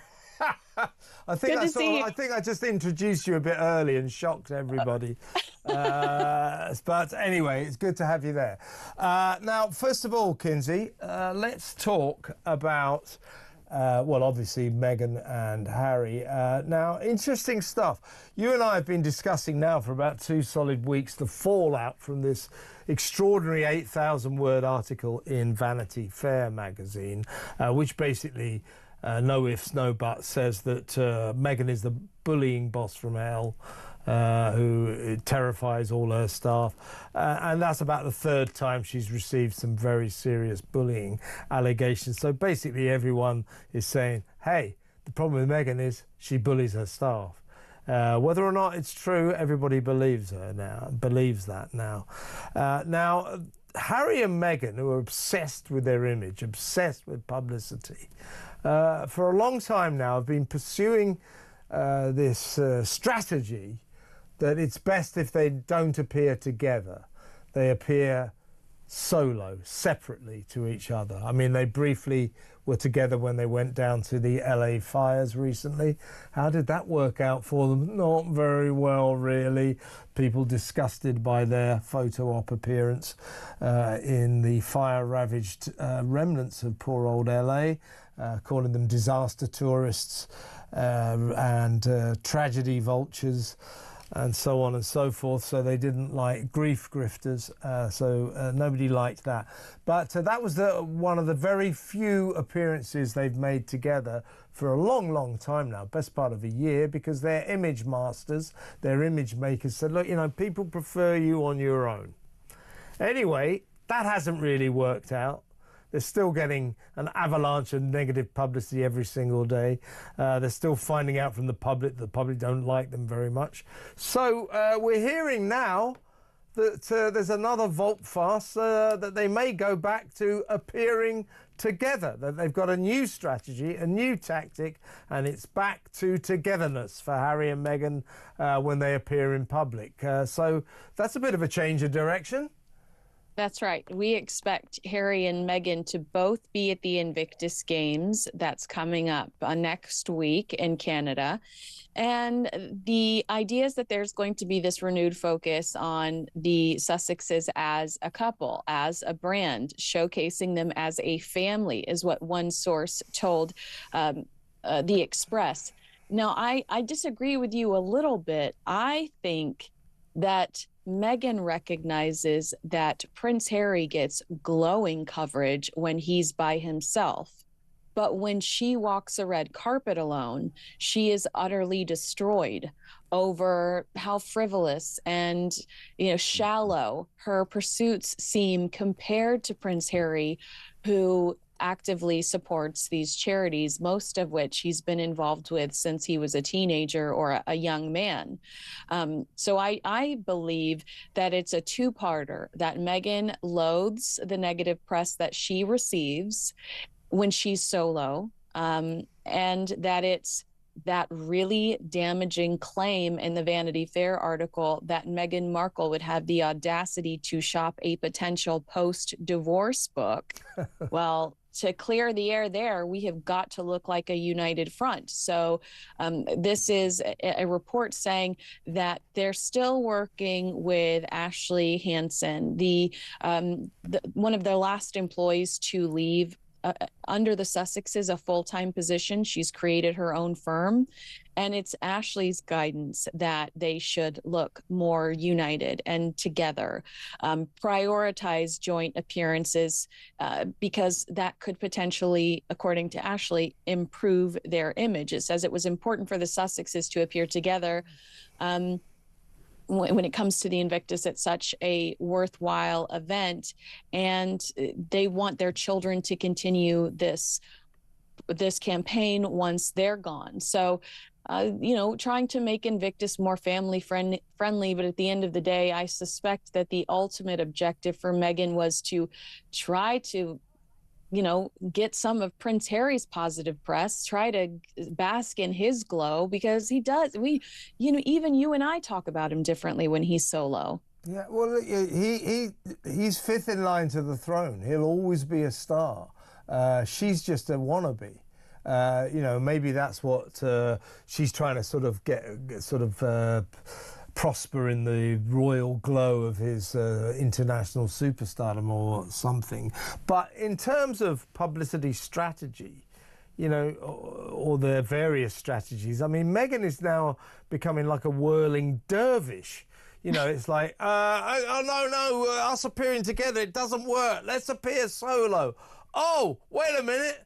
Appearing solo isn't working. Let's appear together. No, let's not appear together. Let's appear what do we learn from that helter-skelter of different tactics? We learn there isn't really a solution for these two. Either separately or together, the public do not love them. I mean, as you say quite rightly, people are always mesmerised by the mystique of royalty. He's a member of the British royal family. People will always be sort of compelled to have a look at him. But these two, as a celebrity item, whether or not they're separate or together, it's just a no-no. They're not happening, and they never will they?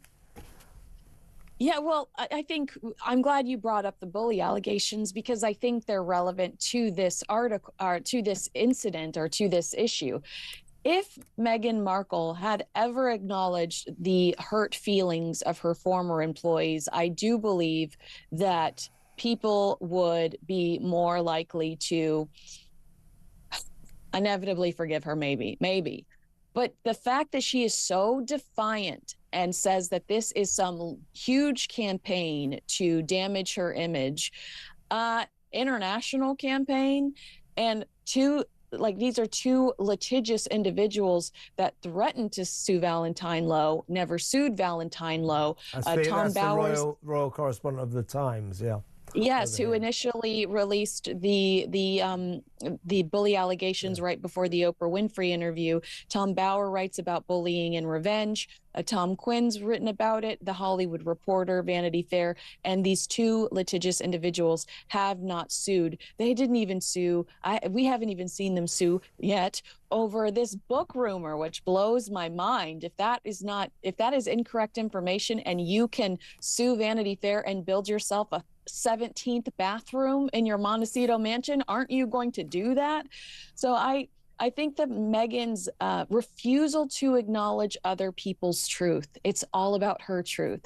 We see that, and we don't, we see that, and it makes her just look so selfish and self-consumed. And I just think that just digs in people. They do not want to, they're not going to allow Meghan Markle to pretend that she's this fairy dancing around a kitchen, Martha Stewart, when all of these accusations are building up that she refuses to simply acknowledge and say, I'm sorry I made you feel that way. That it's not an apology, but it's an apology. She just says it's this huge campaign against her, and who has that much energy? Exactly right. And she has now been at the centre of three very serious bullying allegations by multiple people, loads of people. I think there were 11 or 12 people involved in the Hollywood Reporter investigation, in which she was branded a tyrant in high heels, prone to tantrums at 5 a.m. in the morning, who reduced grown men to tears. She said, oh, no, that's nonsense. It's just somebody who's got a gripe against me, somebody with an angle. They're trying to discredit me. And then, so that's after she was accused of bullying over here in Britain. Then you get the Hollywood Reporter, that was last September. And now we've got Vanity Fair. So it's like once you might just about be able to get away with it. Twice it's getting a bit dodgy, but it's 3 times unlucky. And what I believe she lives in this kind of world, in a shallow kind of Hollywood world, where the truth is what you give to the people, what your publicists and your image makers deliver to the people. So it's not about what she is, it's about what they make her look like. And she thinks that's the truth. It's her truth. Now, the trouble is, there's a difference between Meghan's truth and the truth. And in the end, in showbiz, I know about this stuff. In the end, in showbiz, you can hide the truth for a little while, but you won't hide it forever. And I think what is happening here is the truth about Meghan has become known. That frankly, often, particularly with her staff, she's just not a very nice person. And that is what the public are taking on board. And no amount of expensive image makers are going to change that, right? You're right. And in that Vanity Fair piece, they talk about how Prince Harry is a completely different person when he's with her because he feels like people are ugly to her or are mean to her. I can't remember the way they phrase it, but you and I talked about the fact that if Prince Harry feels that way, then he recognizes that they're unliked, or that specifically she's unliked, and how odd that they keep trying to force themselves on us if he recognizes that she's disliked. So I'm curious to see how this all pans out, Kevin, because we do not get the Prince Harry that we know and love when he is standing next to Meghan Markle. So the idea that Ashley, I'm sure she's a very good publicist, but the idea that her solution is to pair them again and to do this united front and Harry and Meghan as a brand versus going their separate ways. It was called, a professional separation all last year. Right, yeah. The fact that so now it's a professional recoupling, right? Conscious recoupling. Yeah, professional conscious recoupling, yeah.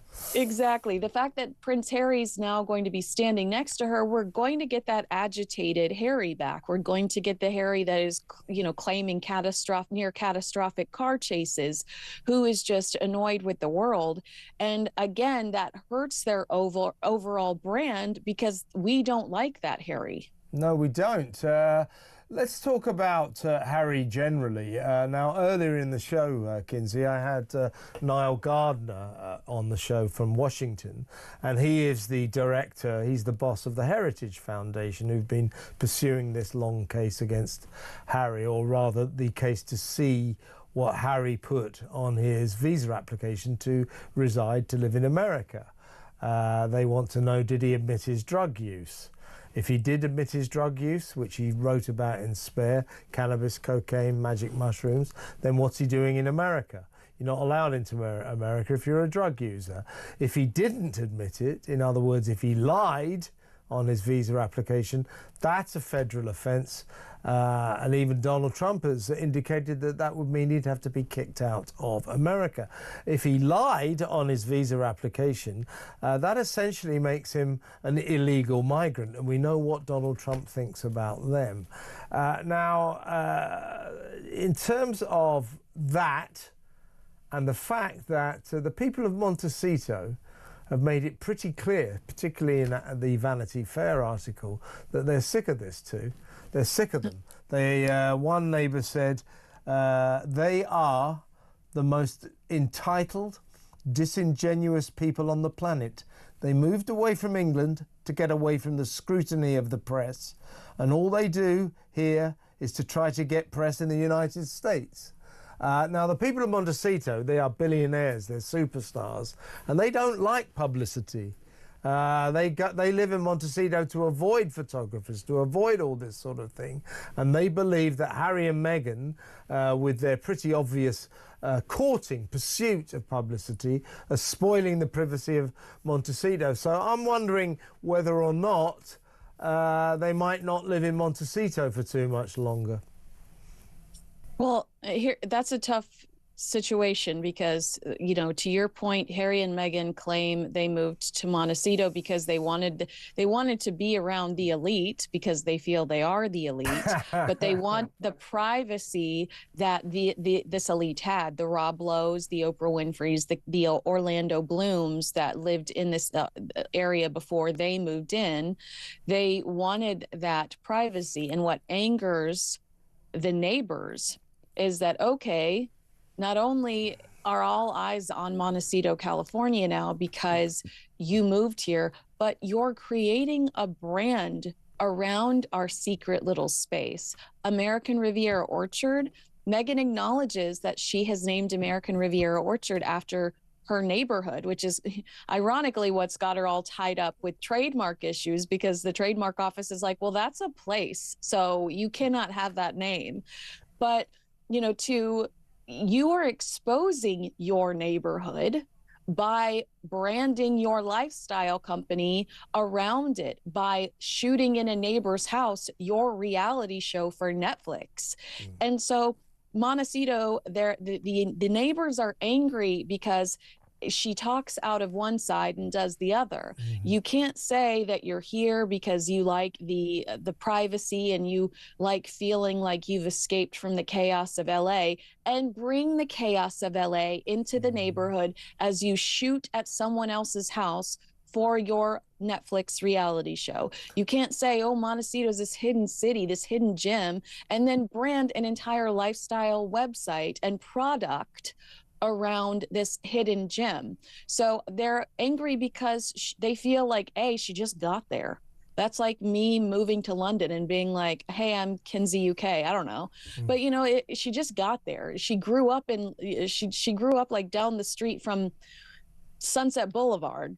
Yeah, she's not a Santa Barbara girl. She's not a Santa Barbara person. No, exactly. Yeah, and so they're like, what is this? You just got here. And additionally, they don't like the fact that she pretends that she wants to, you know, that she's hiding behind giant gates and security guards at her house. She wants all of this privacy, yet puts a spotlight on it by branding her lifestyle brand around this area and bringing Hollywood into the area to shoot content for her.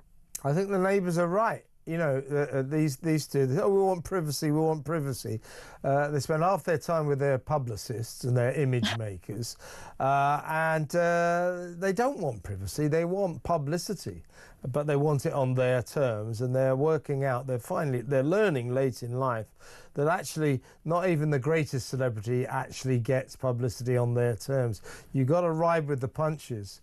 And you've got to understand the real world, and I'm not sure that she does. Frankly, all of their ambitions, I think they both lack the talent to achieve them. So interesting times over there. Now, Kinsey, tomorrow we're going to be filming your excellent podcast, Recollections May Vary. What are we going to talk about? Oh, we got to talk about Prince Andrew because, good Lord. Gee, what's he done?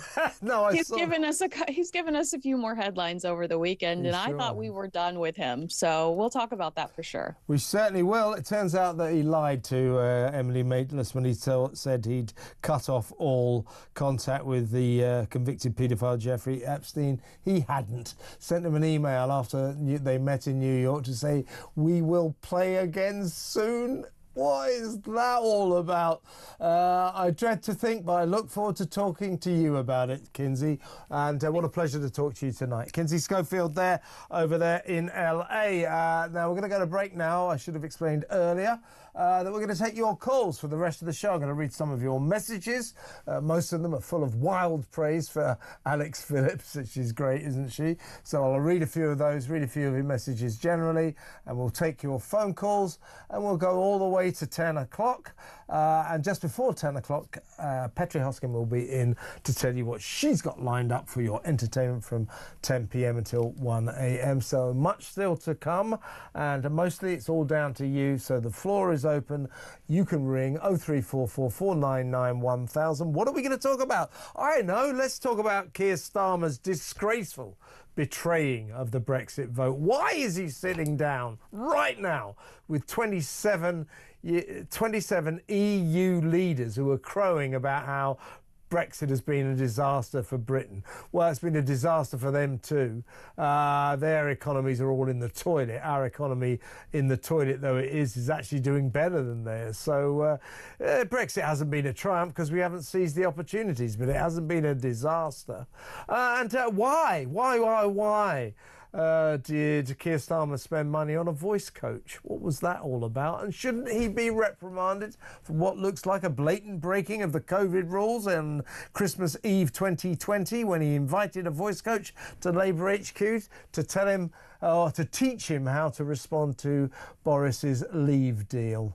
Boris's leave deal now, it's a betrayal. Yeah, well, he should certainly get his money back on the voice coaching front. But didn't he break the rules? Didn't he break the COVID rules? I thought he was hot on that. What do you think? 0344 499 1000. And why are government ministers, why have government ministers spent £500,000 of taxpayers' money on personal photographers so they look good in the papers and the magazines? Why? 0344 499 1000. All of that next. Stay tuned.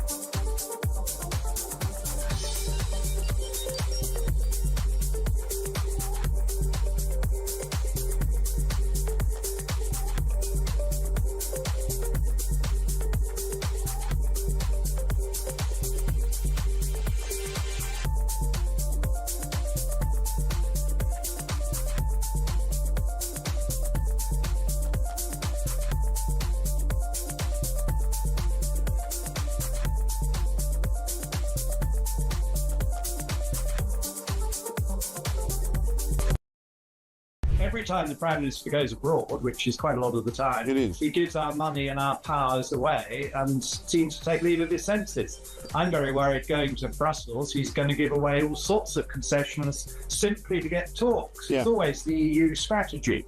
Hang tough, make Britain submit, and then say, well, maybe we might find a crumb from the table after you've sent us a full meal. Yeah.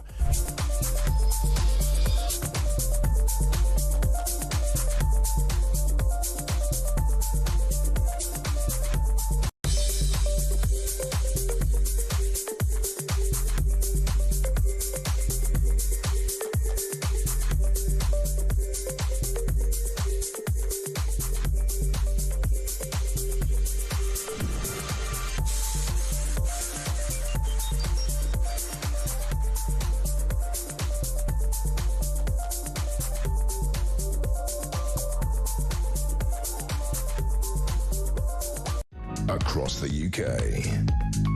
On DAB+, on YouTube, on your mobile, and on your side.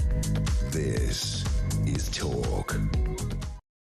Welcome back. We'll go to the phones in just a little while. I'll read some of your messages too. Thanks for sending them all in, and thanks for ringing in. We may have some WhatsApp messages as well, voice notes, so we'll play those out as well. But I was talking to Alex Phillips earlier about US aid, which is their foreign aid scheme. They gave away $61 billion last year. It's a very generous nation, actually. Now, Caroline Levitt, the 27-year-old excellent head of communications at the White House, looks like a movie star, but is extremely good at her job. She has been listing some of the US aid that's been piling out of Washington, bearing in mind that the DOGE, the Department of Government Efficiency, run by Elon Musk, has just closed down USAID. Just said we're not going to be giving any money away until we've been through all the accounts. This is a basket case. So the US of A is giving no money abroad at all right now because Elon Musk said this is just a mess. He said he thought he might find a rotten worm in the apple. He said all he's found is a complete rotten apple. So the whole apple is rotten as far as he can see. Anyway, Caroline Levitt, here's some of the money that America's been giving away. $1.5 million for diversity, equality and inclusivity in Serbia. That's well spent, isn't it? What have we got here? $70,000 for a DEI musical in Ireland, an Irish musical about diversity, equality and inclusion. That would be a laugh, wouldn't it? I certainly, that should pile them in. I bet nobody getting crushed in the time sales to get into that performance, I'll bet. $47,000 for a transgender opera in Colombia. Oh, Americans must be pleased with the spending of their taxpayers' money in that way. And $32,000 for a transgender comic book in Peru. Bearing in mind that Joe Biden also wrote a check for $50 million worth of condoms for Gaza. So that's what Elon Musk and Donald Trump want to bring an end to, and can you blame them? Right, well, I'll tell you what, we'll go straight to the phones now, and then I'll read some messages in just a little while. So first of all, let's talk to John in Northampton. Hi, John. Hi, Kevin. With regard to Starmer, I mean, it hurts for me to say Prime Minister. Jeremy and Isabel earlier were both saying that they just can't understand why he keeps alienating virtually the whole country. And surely he should realise no one will vote for him again. Well, I know why. I think I know why. I think because he has no political antenna at all. He can't pick up on the signs. I think he's so locked within his kind of North London socialist ideology that he's got tunnel vision about it. And so when we're all screaming, no, don't go over to Brussels, go to Washington. We don't want closer links to the EU. That's why we voted to leave. He just doesn't hear us. He just carries on ploughing down his own path, regardless of what the people want. I just think he's a bit dim, and politically he's naive. Yeah, I don't believe he wants, but I think it's more simple. I don't believe he wants to be re-elected. Why would he want to with all the abuse he's got? Why would he want to with all the abuse he's got so far and will rightfully get in the future? I believe he realises that he's not any good as a politician, and I believe further that for him it is all about getting to have beer on his TV, you know? Yeah, well, away, write a book for $1 million, get a cushy job with the EU, have a police escort for the rest of his life, which in this case would be a very good idea, I think. Yeah. Because he's not bothered about being re-elected. This makes him very dangerous, Kevin. Put it this way. Interesting theory, and Westminster is abuzz with gossip, with rumours that he's hating every minute of being Prime Minister. You know, he so wanted to do this job, but he didn't realise it had a downside, and that is you had to come up with policies that are popular with the people, and he's incapable of doing that. But he's hating every minute, and he can't wait to quit. So hopefully that's true. If he isn't interested in being voted back in, he's going the right way about it. If he is interested in getting voted back in, good luck with that. No chance whatsoever. John, interesting theory. Thank you very much for the call. Please call me again. John in Northampton there. We'll go to break now and we'll come back to the phones after these messages. Stay tuned.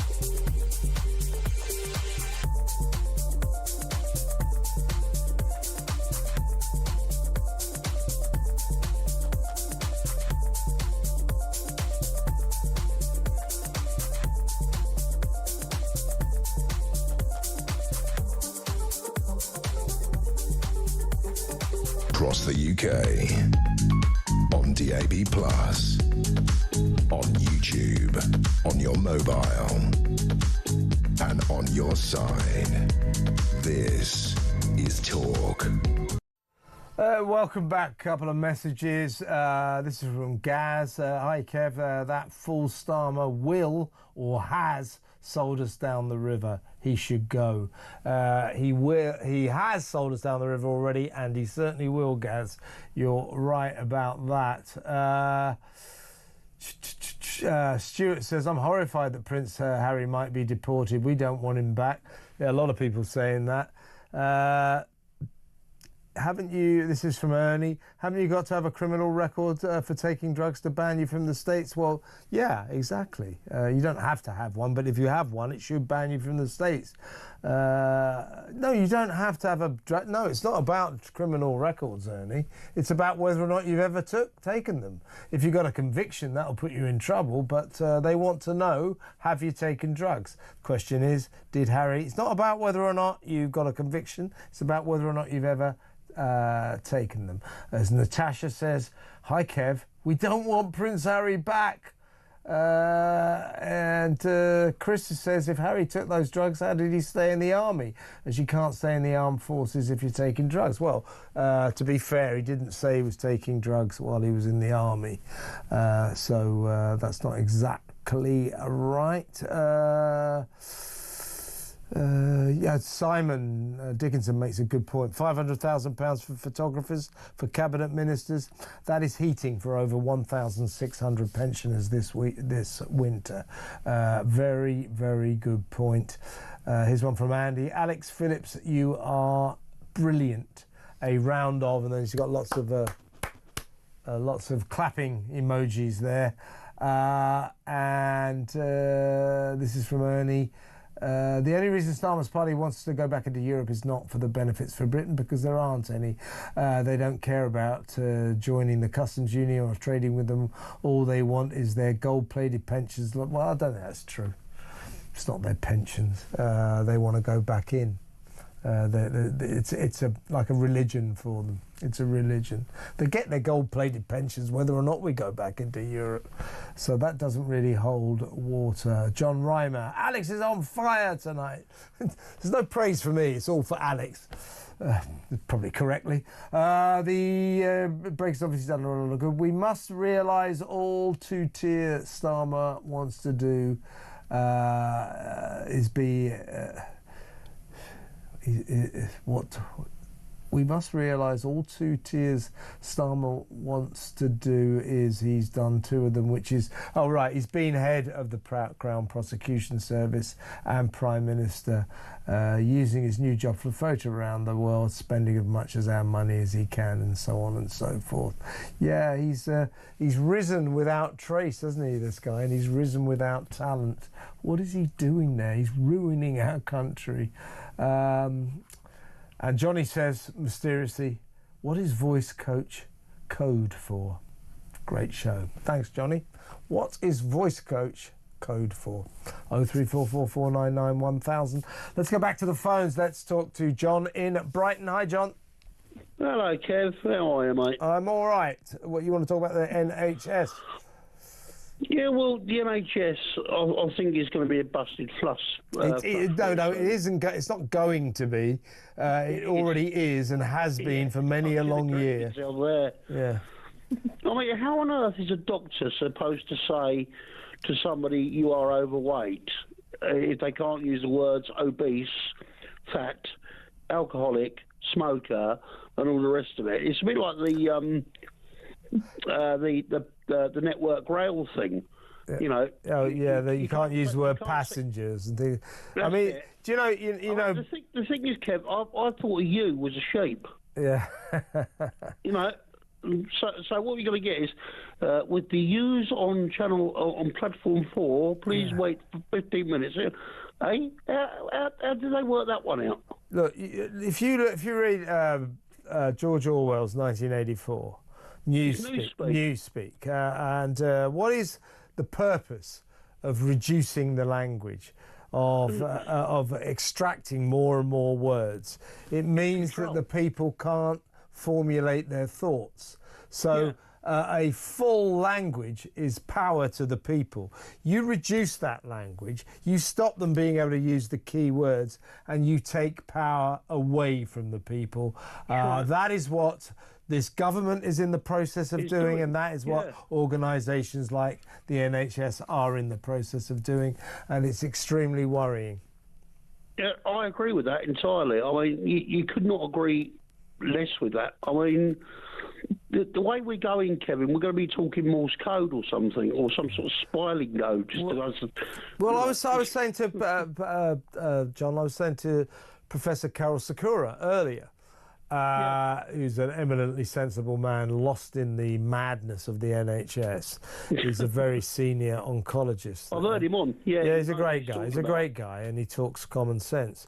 And of course, he's a cancer specialist, a very eminent cancer specialist. And as I said to him, the way we're growing, fairly soon the NHS will ban the word cancer because it's got nasty connotations, and you don't want to frighten people by telling them they've got cancer. No. This is insanity. You've got to frighten people. I've always said, you know, oh, you can't use the word fat. You can't fat shame people. Well, if you don't want them to be fat, if it scares them, exactly. If you don't want them to be fat, why not fat shame them?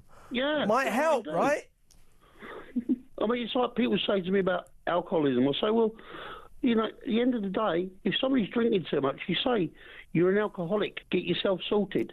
Yeah. No, you're a person with alcohol dependency problems, according to... You say you drink too much, get off your backside and bloody sort it out. I know, but this is it. It is the reduction of language. You can't use that. Politicians, the Westminster mob, are very fond of saying language is so important. You have to be so careful what you say. No, I don't. It's my language, and I'll say what I want to say. Yeah. I will say as I like to say it, and how I want to say it. If you don't like it, don't talk to me. Yeah, exactly. Well, you keep up the good work, John, and I couldn't agree with you more. Thanks very much for a very good call, John in Brighton, on the madness of this NHS news speak.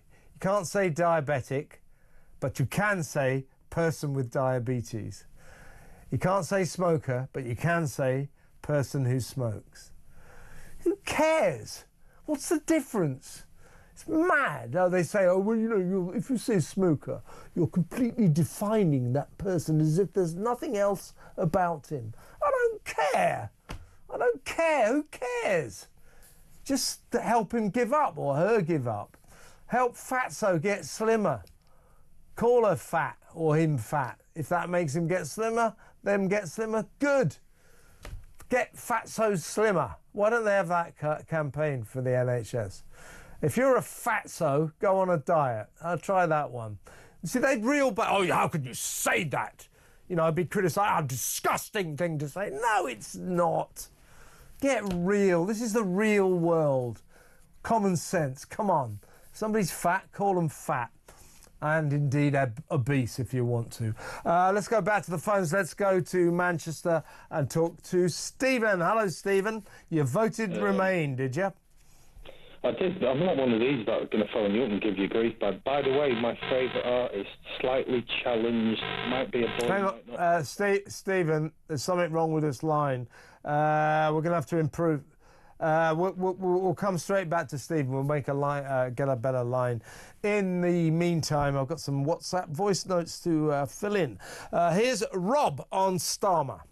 Kev, Rob here from Dublin. I'm no Mystic Meg, right? But I can imagine Starmer opening his big mouth and slagging off Trump over all these tariffs that he's doing and threatening Europe and slightly threatening the UK as well. He's going to make some sort of public statement about that and really tee off, that's not the word I'm looking for, annoy Trump, and he's going to blow everything up in the air. Watch. I think he'll do it by accident. I think he's already annoyed Trump by over for that dinner with the 27 EU leaders. Trump hates the EU, and he won't like to see the British leader over there, you know, sucking up to those people. Oh, I know I'm not a member, but thank you so much for inviting me to your dinner. Ooh, I'm so honoured. We didn't vote for you to be there, you idiot. Why are you there? We voted to leave the EU. LEAVE. Could you kindly expedite that, please? And don't go to these damn dinners. We don't want you there. Whatever made you think that we did? Here's another WhatsApp voice note. It's Claire. She's the one wants to talk about Sarah Sharif. Evening, Kevin. Claire from the We're All Here. Although the judge in Sarah Sharif's custody case has been named, it would not surprise me that the community and the influencers from the Sharia courts could have had a say over poor little Sarah's fate. Her father was deemed fit to be in full parental care of Sarah, and considering his abusive past, this seems an unusual decision by the court judge, unless there were mitigating circumstances, of course. Claire's making an interesting point there. A lot of people have said that the whole case of Sarah Sharif and her father, he was of course a Muslim from Pakistan, that somehow or other it's that old two-tier situation where we tiptoe very carefully on eggshells around anybody who's a person of colour, a Muslim from an ethnic community, whereas white Millwall fans, very different, we trample all over them. So Claire's making a good point there. I'm sure the judge wasn't influenced by this. The judge just made a really appalling mistake handing custody to the father. But other officials, social workers, they do tend to be affected by this. Oh, we mustn't be accused of racism. Be careful here. I wonder if that was at play. Listen, let's quickly get a last WhatsApp voice note in. Then we'll go to break. Then we'll take more of your calls. This is Ron again on Keir Starmer. Hi, Kevin. Ron from County Durham. Do not underestimate Starmer. He sent Mandelson, to America, so to make sure we don't get any deals with Trump. so we can turn around at the end of the day and say, right, we can get more closer with Europe with deals. That's what he'll do. Bye. Yeah, I sort of get the point. Certainly you've got an EU fanatic in Washington now, Peter Mandelson, and that doesn't bode well. But just generally speaking, is Keir planning this? Is he planning some sort of schism with America in order for us to just put all of our chips into Brussels? I don't know. I don't think he's that bright. I just think he's bumbling along, making mistake after mistake. No plan, nothing. That is even more frightening than if he had a destructive plan. I don't think there's any plan there at all. I'm not sure what's going on up there with Starmer, but I think I can confidently say not all that much. Let's go to the phones and we'll take your... no, we're going to go to break now and we'll go back to the phones when we come back, so stay tuned.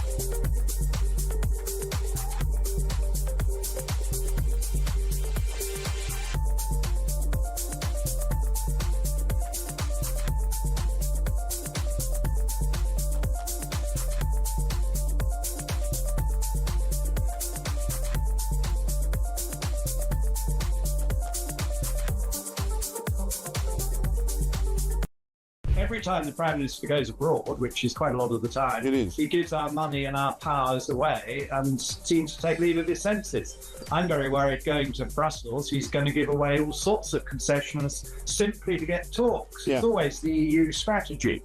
Hang tough, make Britain submit, and then say, well, maybe we might find a crumb from the table after you've sent us a full meal. Yeah.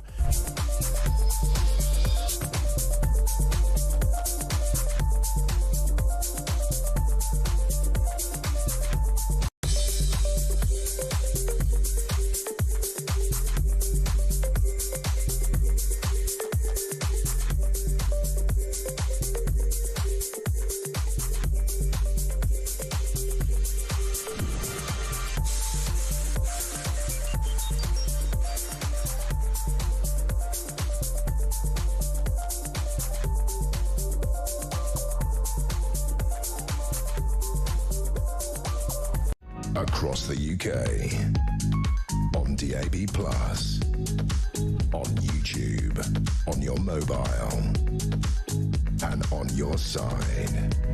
This is Talk.